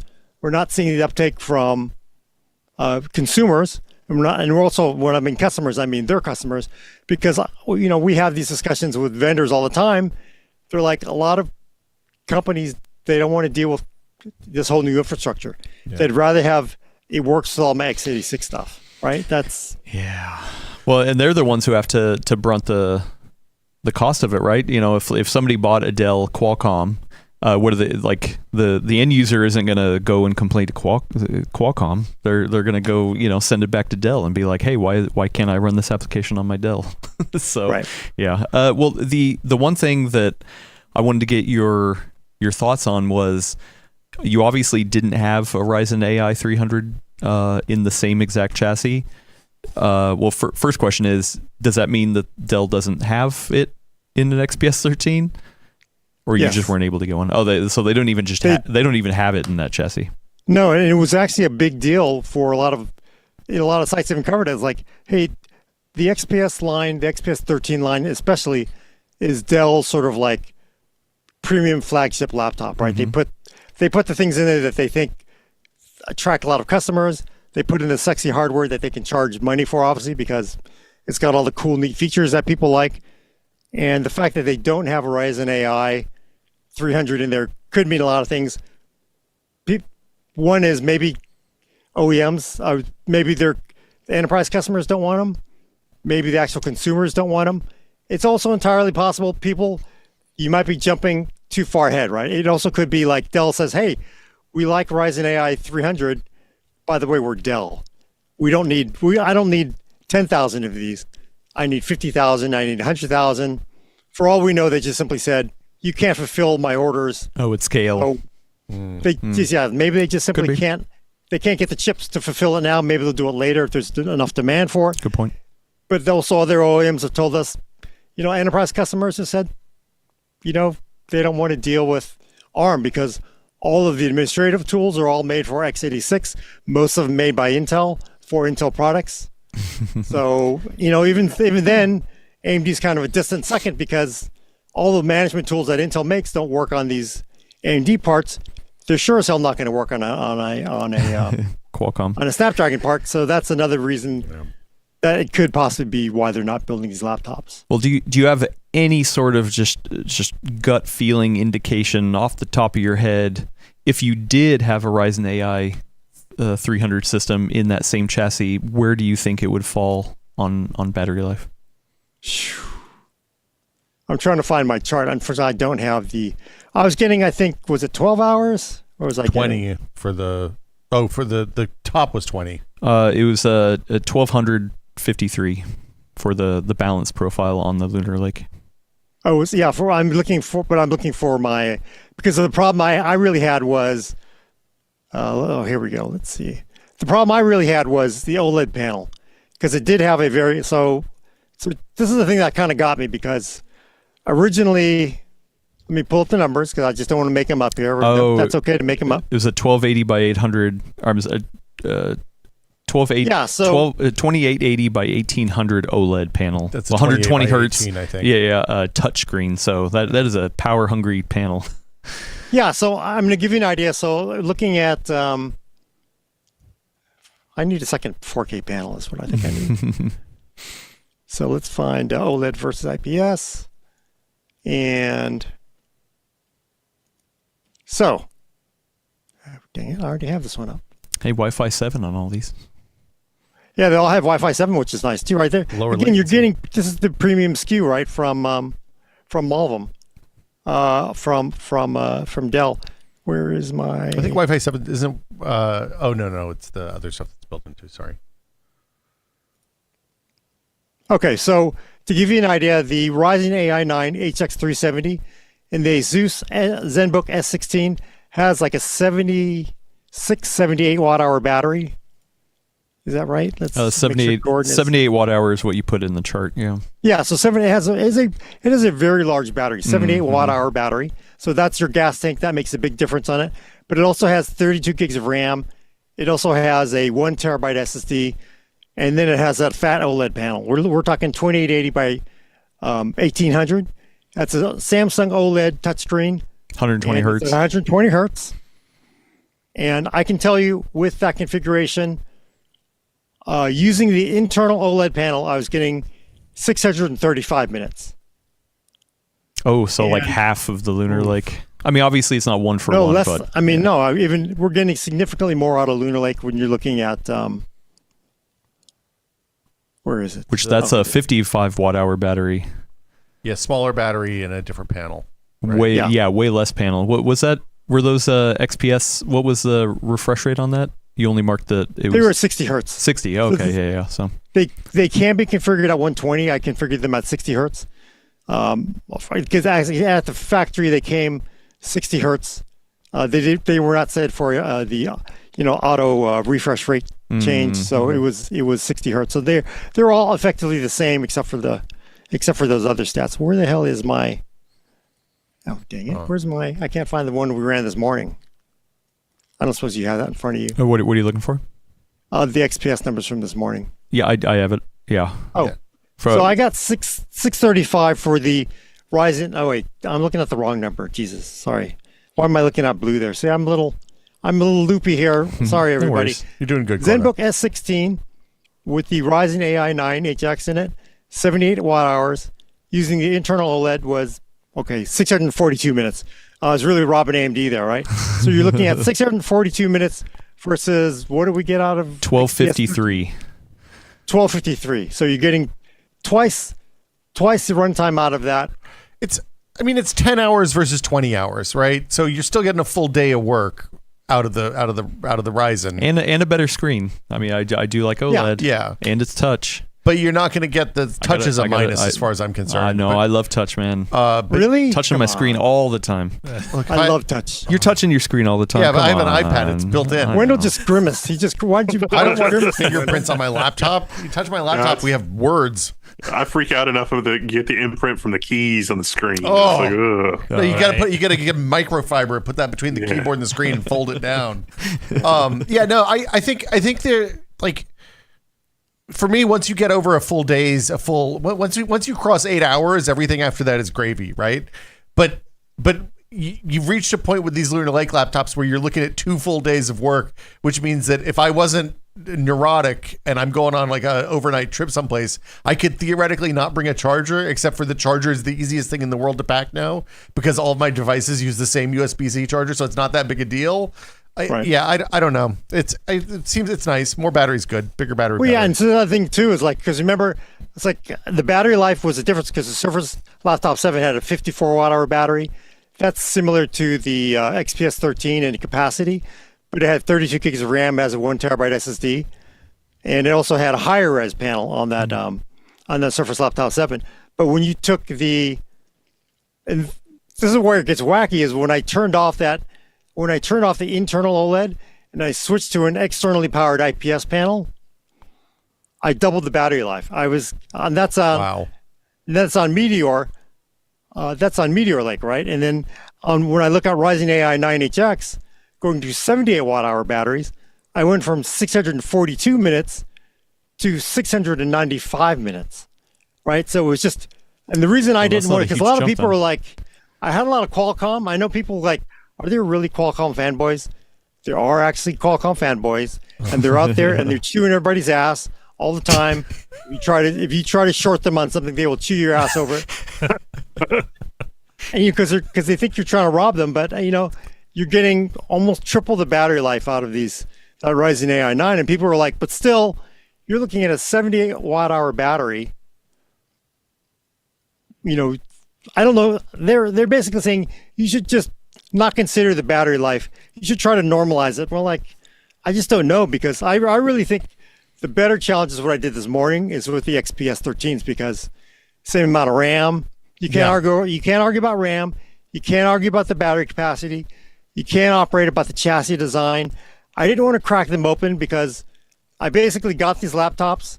I updated them last Saturday, and these things run so long. I've been running battery benchmarks on these things since last week, and it's been nonstop because it takes so long just to run it down. And I'm doing UL Procyon Office 365, which is, and I want to mention this benchmark. I love the benchmark. It's very repeatable. It also has a lot of slacker time where people will pretend they're working and they go and watch Netflix for a couple hours, and they go and work and they go back to Netflix. So I definitely think that made a big difference. So I really didn't want to just say I'm just going to dismiss battery capacity and dismiss the panel, because the OLED and the battery makes a big difference. But to answer your question, Will, in the longest way possible, because I get paid by the minute. I don't get paid by the minute. I wish I did. Well, you'd be wow, that'd be amazing. Yeah, I'd be like, we'd have long podcasts. Yeah, it'd be real. It's a 24-hour every week.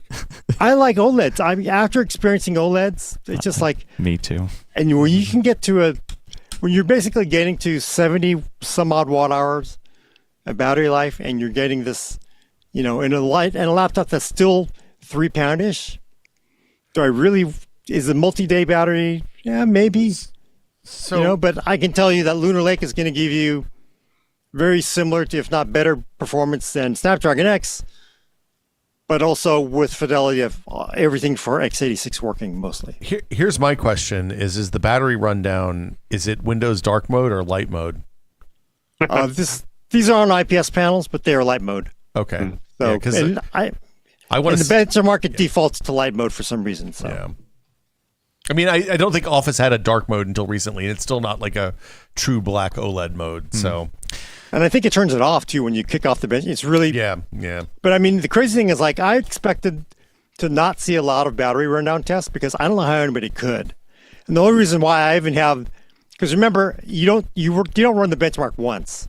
You have to run it a minimum of 3 times to get a reasonable average, right? So you're talking about running this benchmark over and over and over again. And you're looking at 20 hours of runtime running Office. So at least you don't need 3-phase power running into your Office to test this stuff. Yeah, at least, yeah. Are you running 3-phase just to get Xeon to? Yeah. I'm working on it. Now you have to explain to people what 3-phase is, because most people are like, I don't even think about it because I'm lucky I have electricity in my house. So yeah, California, our crumbling infrastructure, man. Don't remind us. It's not, all the watts are nice though. I mean, actually, these are the most power efficient per compute Xeons that Intel has done ever. Wow. They should all be that though. Everyone should be that. Each new generation should be that. Yeah, I agree. And yet, yeah, no, I know. This is why I'm not in charge, it turns out. So I've been really wanting to ask you this. I know we're rewinding to something you've been talking to people about a lot, but does this put Intel back on top for servers, or is it certain configurations only? I'm not done with all my benchmarks yet. Phoronix has some great benchmarks. Like they like Phoronix was first in line, and Intel was a little bit of trouble getting them out the door, I guess, for reviewers. But Phoronix has got a full set of benchmarks, and for Intel stuff, it's really like OpenVINO and one API based stuff. It's like, oh yeah, it's crazy.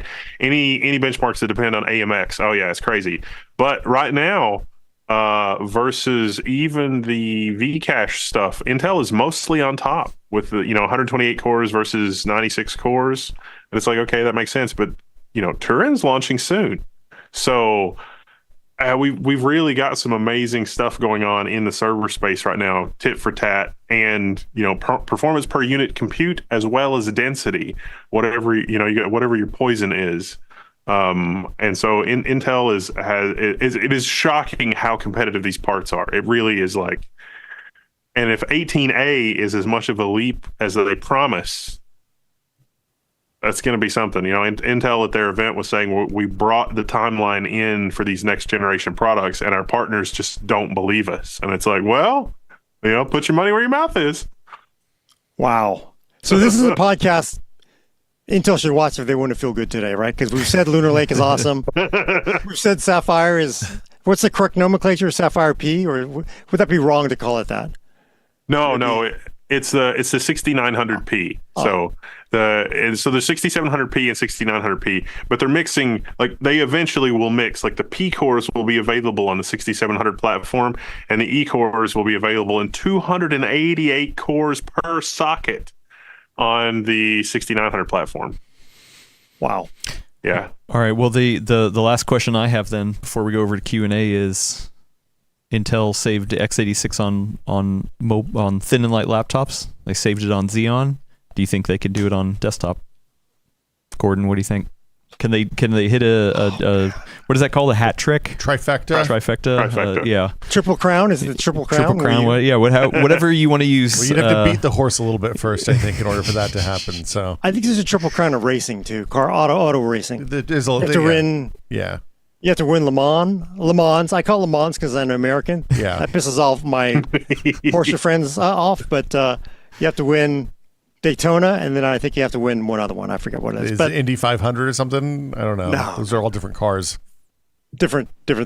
But I've been thinking about this the whole year because, early on we get drunk on power and making predictions. And I predicted that coming out of 2024 that AMD would hold the gaming crown.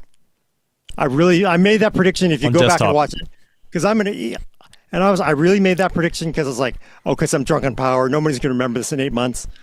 And I'm not so sure anymore. I kind of get the feeling that it sounds like Intel's got the messaging down right, because it didn't sound like they got ahead of their skis on Lunar Lake.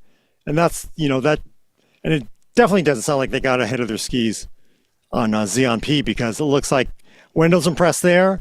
I'm impressed with Lunar Lake, so it makes you wonder if they can get all three units to like tune everybody's expectations right. They hit that triple crown, they're going to like really change a lot of like perception of where Intel CPUs are at the end of this year. It feels like in 2025. Well, and I don't mind eating my words because, hey, it's okay to be wrong. You just have to acknowledge you were wrong. I have your exact. Come out and what? I have your exact words here. I brought up the damn it. the actual prediction. So here, quote, Zen 5 will take the overall desktop performance crown in 2024.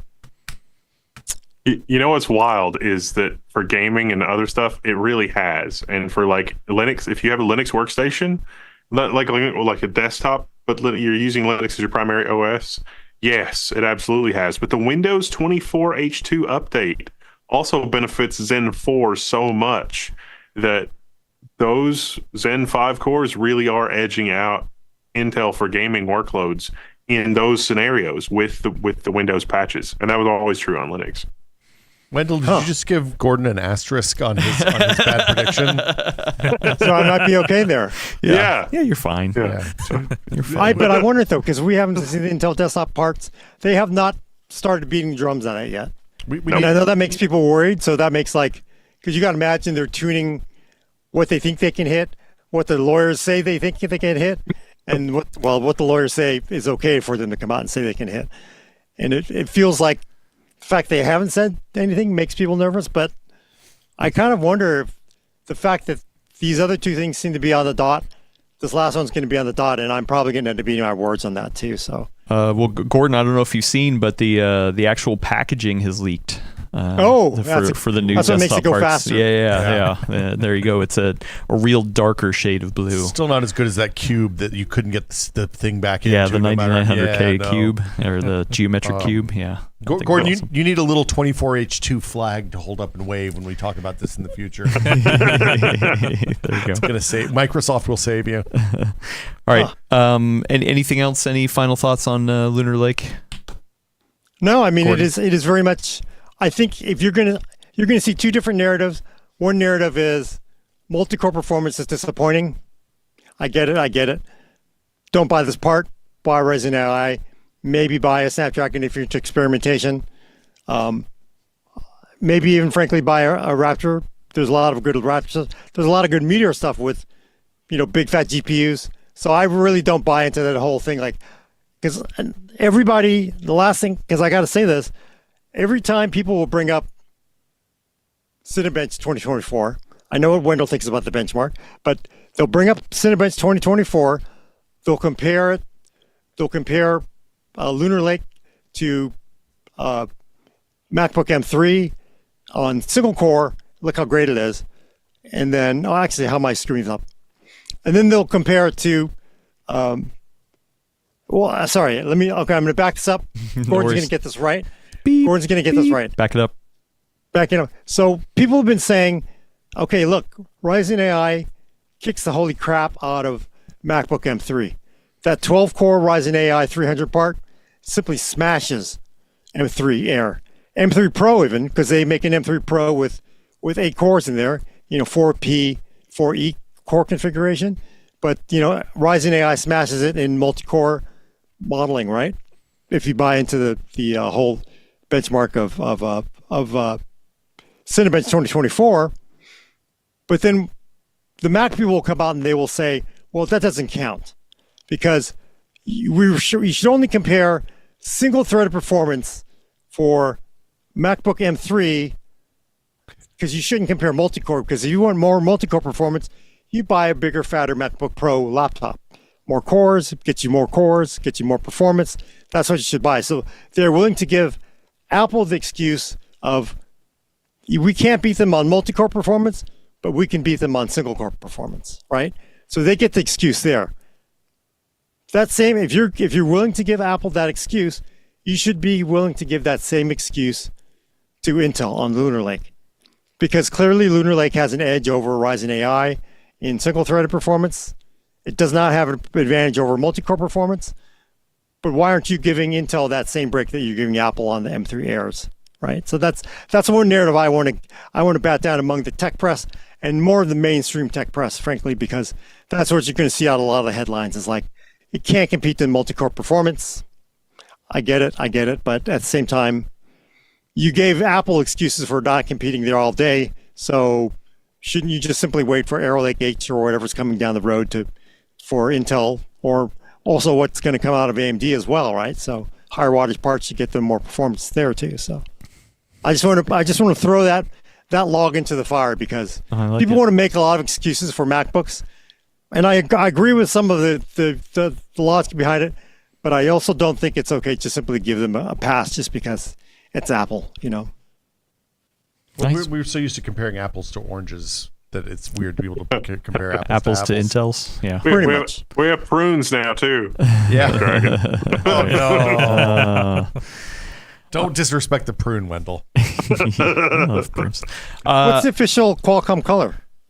We decided orange. We liked your choice today. Yeah, I was thinking the orange kind of works, right? Yeah. Okay. Qualcomm. Yeah, the red shirt of the SoC world, I guess. It makes me feel bad I don't have my Star Trek shirt on. I've had known. I should have got to rust on and put on some Star Trek gear. Yeah, Nice. well, I mean the Snapdragon or the Snapdragon logo is like red and white. I mean AMD's Okay. team But AMD's red, red, though, yeah, so you Right. can't take that. But it does have a yellow badge, or not yellow, gold. could do gold. Yeah. You want to ask the same question to Wendell? Because I want to hear his response. Well, what? I can't remember What's either. what's the Rambled official on so much. official Qualcomm color? Oh No, yeah, not the official color. The what's his thoughts are for who's. Any last thoughts, or we're. it's more. It's 20. The end of 2024 is shaping up to be a lot more interesting in the competitive space for everything than I really thought it was going to be. Like I thought this year was going to be kind of boring going into 2025, but there's a lot of choices in the enterprise. There's a lot of choices for mobile devices. And we may yet see some killer AI application that's going to take advantage of all these low power AI features our laptops have that no one is still using. Yeah, when the hell are we going to see the killer app for AI, right? Yeah. That's why I didn't bother really, I just didn't have time to run any more tests.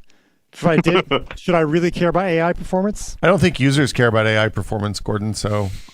There's some things I ran, I didn't bother to make charts for because, come on, well, who cares? It just doesn't apply yet, it feels like. I talked to somebody the other day who works at a giant multinational corporation who said that they were in a Microsoft meeting and asked what their killer app for AI was, why they're paying for Copilot. And Microsoft was like, well, it's pretty good at generating PowerPoints. Is it really? That's what they said. So... There you go. That's a plus. Update your charts, Gordon. In the Microsoft world, where everything happens, where you live and die in PowerPoint, makes sense that Copilot would be good at PowerPoint and nothing else. There you go. What a terrifying future. Yeah. Well, yeah. This is an episode of terrifying futures. Let's get to the Q&A real quick. If you got a question, get them in the chat at the Full Nerd Podcast. If you're watching or listening to this later, there is a link in the description over to our Discord, and there's a channel in there that you can drop a question in that hopefully we'll get to in another episode. I want to ask a couple pointed questions for Wendell. Well, I mean, everyone can answer here, but people were interested to hear Wendell's thoughts. Friend of the show, Coffee, asked earlier, should Pat Gelsinger have turned the Intel Foundry business into a subsidiary sooner instead of waiting until its back is against the wall? I think that was probably the plan all along. I think the problem was more logistical than technical, because in order to do that, the Intel Foundry has to speak industry standard tooling, so that somebody that's using the EDA tools from somewhere else, they could be like, here's my CAD files, can you load it up in the machine and hit go? And it just wasn't, that wasn't remotely connected to reality. But you think that will be the future? Yeah, I think that, so the Lunar Lake being as good as it is demonstration that Intel is getting tooled up properly on those kinds of things, because they can speak that the reciprocal of that, handing those designs to TSMC, they're able to do it. And in so doing, they gain experience with how literally everybody else in the industry has been doing it for the last decade. So they're kind of catching up. And it also means that they can dog food their own processes and things like that. I think like some of the marginality in these 13th to 14th generation CPUs, I think fundamentally has always been a quality control issue, because they play it fast and loose and they're a little bit cowboy. And because the engineers that are doing this are some of the best people in the world to do it, and you can just rely on their brilliance to get it done despite management interference. And now it's like we have robotic processes and automation and specific rote things that have to be followed, because that's how everybody else in the industry was doing it. Also brilliant and blah, blah, blah, but less by the seat of our pants. And that variability in manufacturing is what bit them in the ass with the 13th and 14th generation desktop parts. And that's not something that would have been caught in quality control, or they would have had a gaming workload that's like, oh crap, our CPUs degrade under gaming workloads versus torture test workloads. That's weird. And they would have, figured that out sooner instead of, 2 years. But because they have that in place now, those kinds of problems will be caught now, and they'll be able to fit better in the global semiconductor ecosystem, because they are deliberately trying to not be the odd man out in that ecosystem. All right. Interesting. We got another question over here for Wendell from friend of the show, Ivan R. Oh, no, I'm sorry. It's from Mr. Wendell. Hybrid CPU or just cores? What would you buy, and what will be the future? Well, I would buy the one that's better for the thing that I want to do. Like, hybrid cores by themselves are fine, but it depends on what you're doing. I mean, you could make the argument that what AMD is doing with the Ryzen 9 CPUs, where you get 2 chiplets, is a kind of hybrid architecture. Generally, AMD gives you 1 chiplet that they have specifically they've handpicked to clock really high. And they give you another one that has low power requirements. so that they can, and it doesn't clock as good, so that they can have a power budget that is unbalanced between two otherwise identical chiplets. It's brilliant. It's the same chips coming off the same machines with the same process with the same physical design. Sometimes the machines cough up a chiplet that doesn't work as good in terms of clock speed, but uses less power. And sometimes the machine coughs up a chip that needs a little bit more power, but also clocks a little bit higher. And you can asymmetrically split the power budget between those two chiplets and get something really amazing. And with Zen 5 and Zen 5C, okay, those are different designs. Those come from different machines and blah, blah, blah.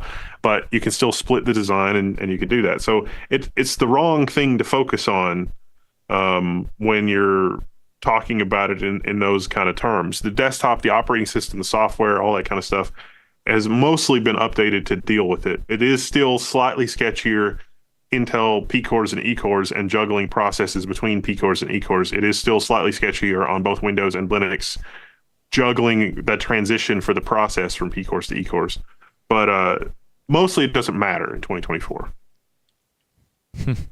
I'd buy the product that is more power efficient or better bang for the buck, or that is, just faster. Actually, I think I would probably go for just faster first on a desktop. Don't care about the power budget. And then I would go for, okay, which one actually makes sense? Nice. All right. A couple more questions, then we'll get out of here. Friend of the show, Sneaky, asked, will AI or... oh, no, I'm sorry. I'm going to save that one for later. This one from Retro Sean. How long do you think that the various tech companies will include AI in the branding and naming, given that there are already signs that consumers actively dislike this? I mean, I think as soon as it becomes clear that consumers actively dislike this, they will stop including that in the branding. Will it become clear, though? Look, I bought HD Bright toothpaste the other day, so I will tell you that if the marketers think that HD is still selling things what will make my teeth look good, HD good, then they will continue using AI for as long. The beatings will continue until we no longer buy the AI toothpaste. I got 4K toothpaste. I don't believe it shows your teeth. The Internet Archive has an amazing selection of like old ads and old newspapers and magazines and stuff. And I was looking through those because I was like, I'm sure there's been an ad campaign like this in recent human history, and I can find evidence of this on the Internet Archive, and I'm just drawing a blank. And so I was looking through all of the old stuff on the Internet Archive for like, what is this AI where everybody is just putting AI in everything, everybody's just labeling this. And I actually had to go pretty far back in time. The thing I found on the Internet Archive that I thought was most analogous, asbestos. Oh. Lucky Strike cigarettes now with asbestos. Petticoats now with asbestos. And it's like, oh. That's a great analogy. Oh, the cigarettes, the asbestos is so bad. I mean, like they did that with radium too in the late 1800s, right? They were making everything radioactive, and everybody had weird mouth cancer as a result. Like, yeah. Bad. Are you serious, Wendell? You're joking. No, yeah, they were putting asbestos in, and it just started to show up in all these random places. It's like, this is there was a butter dish. I found a butter dish with asbestos insulation. It's like the butter lasts longer on your counter now with asbestos, and just like the 1920s. It's like the wonder material of the future, and it's just like, this is kind of like AI in 2024. This is why people don't like marketing departments. So this is so it'll take 65 years for everybody to figure out, like, actually, it turns out AI wasn't good for us at all, and it was actually I've seen Terminator. Yeah, I've seen Terminator. The wild thing was, like harmful things like lead. Like lead was in everything, but they didn't feel the need to advertise it. But with asbestos, no, they really felt the need to advertise asbestos. It was a miracle. It was a miracle material. Wow. Who knows how it works? Yeah. Well, I mean, it's just like they used to add it to all the the plates. They're all radium glazed, right? Mm-hmm. So yeah. Well, I mean, there were actually tonics and stuff in the turn of the last century that were radium tonics that would do all they used to burn. If you had a mole or a wart or something you wanted rid of, they'd burn it off with a insane power X-ray. In retrospect, and then like 30 years later, your grandmother gets some sort of weird bone tumor or something. It's like, yeah. Anyway, so I have a story too. This is a Minneapolis story. This is where Prince used to live, by the way. Awesome. Yeah. His house. We tried to crash his backyard to see what his backyard looked like. Long story, but anyway, in Minneapolis, I think there's a medical museum of strange medical oddities, and I think it's an interesting crossover between technology and medical. One of the things they had in there was a device that was sold to shoe stores. So you could go to the shoe store, put your feet into this wooden box, and then look at your feet being actively x-rayed through this thing that's being magnified into your face. So you could actually see if the shoes fit by using x-rays. The x-rays would basically light your feet up. And then you're like, oh, these don't fit that well. Oh, you see it's a little tight here on the x-ray machine. It's like, you basically, it's a wooden box. It's not a lead box. And they've got all kinds of glass in order to, like, probably increase the resolution to probably firing right up your groin or something. Yeah. But just think about that. Like, I'm sure somebody was like, oh, no, it's perfectly safe. Have another cigarette with asbestos in it, you know? Like, just and drive home with your leaded gas car so that the engine knocks a little bit less. Lead was used as a food sweetener in early human history. Yeah. Wow, really? The Romans used to use it to sweeten the wine. Yum. It went into paint because it made the paint dry better or something. I can't remember what the specific. There was a specific logic for using it as an additive in paint. It's fine. And the pipes, we love a leaded pipe. Leaded pipes are no problem as long as the water's always flowing. Is my memory correct that the ozone guy, the guy that made the chlorofluorocarbons, is the same guy that figured out lead in gasolines? William Carrier is the most destructive human being to ever have lived. Oh, I didn't know that. I mean, it's do you guys know about the Therac 25 while we're talking about medical horrors? Yeah. It's a linear accelerator used for radiation treatments, and they didn't do software review on it, basically. So sometimes it would give you a totally, like, the desired dose of radiation, but if you flip the switch too fast between one setting and another, it would basically kill people. It's a really sad story. Yikes, Sorry, yeah. bummers. Sorry. Oh, that's a bummer. Yeah. Although, you know, having on my medical odyssey lately, I get to experiment with my Geiger counters and gamma spectrometers. So I'll bring them in with me, and I get to get readings sometimes. It's also pretty cool. Oh, that's fun. Can you calibrate? Are you calibrating there against, like, the machines that they have in the office, or are you? No, I just want to see because, you know, I think I mentioned this before. Once you get a Geiger counter or a gamma spectrometer, you realize there's very few radioactive sources in our lives, unfortunately, I guess. So there's really nothing you can. So medical. He bought all these tools to measure it, and unfortunately, he can't use it. Well, I need a better Geiger counter. I need a gamma spectrometer, but nothing's showing up. Dang it! Yeah, I'm sorry. The background radiation of the planet is reducing instead of increasing, Gordon. Jeez. Well, actually, the gamma spectrometer is cool because if you wear it around your leg, as you're walking around the beach, you'll get these, like, random hits that are like. And what's that? Is that from, like, Fukushima glass or something, or is that? No, it's just naturally occurring. They call it norm. Norm is normally occurring radioactive materials. Gordon knows norm too. Just found from the sun, and you know that's how they killed the Sentinels. I think X-Men number 128. Okay. Interesting. Yeah. Crazy. All right. So one of Gordon's beachwear is what I. Yeah. That's what, it's not an ankle. It's not an ankle monitoring bracelet. This is just a gamma radiation. Yeah. No. It's fine. All right. Nice. Well, we got to get out of here. Before we go, last question, Wendell. I don't know if I've ever asked you this, but if I haven't, it's okay. I'm asking again because I'm starting an official tally. Alien or Aliens? Which is the better movie? Oh no.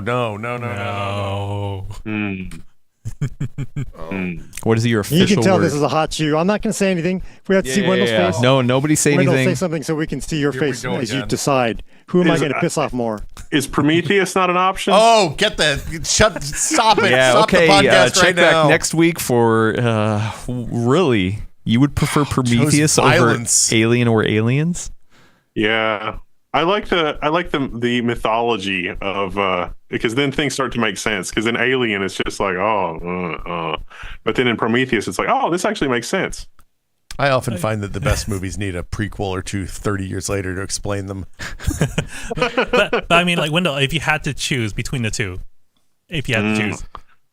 I'd probably go with Alien. Hey, that's the right choice. Right choice here. That's why we got you on, Wendell. I don't you're know. a smart man. You sidestepped that. I think you sidestepped it. Which one do I like? I can't remember where I stand on this, Adam. We've talked about it so many times. We'll mark it later. But yeah, official. There we go. I'm literally going to start an official count on the wall over here. Adam, I Gordon. actually watched Alien, but I fell asleep, so I didn't actually finish the movie. I watched it, but I didn't watch it. Oh my God, so, Bill Clinton is here, and he's weighing in on Alien versus my Aliens. voice is raspy from recording, so yeah. Prometheus, so I'm not going to put Prometheus as an option on the wall. At least he's sorry, Wendell. It's fine. It's fine. All right, you know what? Should we answer one last question from Coffee? Oh, please. Since we have one. Why not? Because he wants to know, is Intel running away on process once again? Running away on process? What does that mean? Does he? You know how it used to be? You catch up to Intel, they just put their foot on the control of the process because they have better fabs and they run away from everybody. Is that, a lot of the competitors said that world is dying. Of course, NVIDIA would say that world is dead. Is Intel going to actually, are we seeing signs that Intel 18A is going to rock everybody's world and on?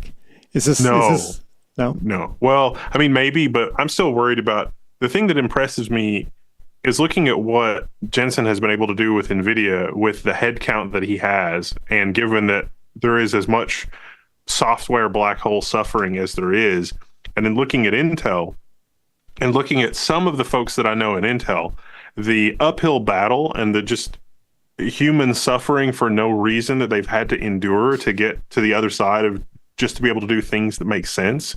I think that Intel's baggage is still really, really weighing it down.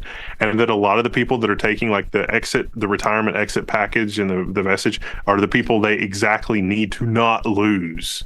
And so I worry that this is a game of Jenga that they don't realize, and that they're going to remove one too many pieces, and then they're going to lose this amazing knowledge that they have that really is a competitive differentiator, even against TSMC and Samsung, even in 2024. And then when that knowledge is gone, they are not going to get it back, not easily. Okay. Nice. I mean, I think Intel. I think NVIDIA has the same problem with people leaving right now, though. Too, Wendell, don't you think? Making lots of money. Their stock price is so high compared to everybody's $3 strike price from 2004. Yeah. The rate is got to be an order of magnitude or two lower. The people at NVIDIA still have the passion of not only am I wealthy beyond the dreams of avarice, I am now changing the world by building this stuff. Yeah. Whereas people at Intel are I single-handedly changed the course of human civilization, and all I have is this weird stock certificate. I'm out. Yeah. Okay. Fair. Yeah. Nice. Okay. Cool. I'm going to take us out of here. Check back next week for your fix of PC Talk here on The Full Nerd. To listen to us on the go, subscribe to us on Apple Podcasts, Spotify, YouTube Music, Pocket Cast, anywhere you can point your RSS reader to, then we're hopefully there. So, and if you are on one of those services, Pocket Cast just enabled reviews. So go review us over there. I don't know if we have any reviews on podcasts yet. Maybe you could be the first one. And every time you do leave a review, Gordon does a Bill Clinton impersonation? No, please he don't. Gets HD toothpaste. Yeah. Everyone get the HD 4K toothpaste. There you go. I would rather watch Prometheus than Alien. I don't know. Would I? No. Yeah, Gordon, come on, don't. Yeah, you don't want to go crazy. down that route. Anyway, thank you, Wendell, for coming on the show. It's always great to have you here. Go subscribe over Level 1 Techs. Great don't content. I don't care. Yeah, or don't or unsubscribe. Thanks for having me. Yeah, it's all good. No, thank you. Appreciate it. Hopefully we'll see you soon in person as well. Oh, nice. Yeah. Soon. Yeah. Maybe. Soon TM. Yeah. Soon TM. And Gordon, thank you for popping in and coming and giving your thoughts on Lunar Lake. Thanks for having me on. I appreciate it. Yeah. And I gotta go watch Prometheus. That doesn't sound right. I gotta go watch Prometheus now. Yeah. I gotta watch that one. Yeah. I don't think Bill Clinton has watched Prometheus, if I had to guess. Oh, he's watched Prometheus 15, so? 20 times. It's his number one. It's his favorite movie. Yeah. I don't know.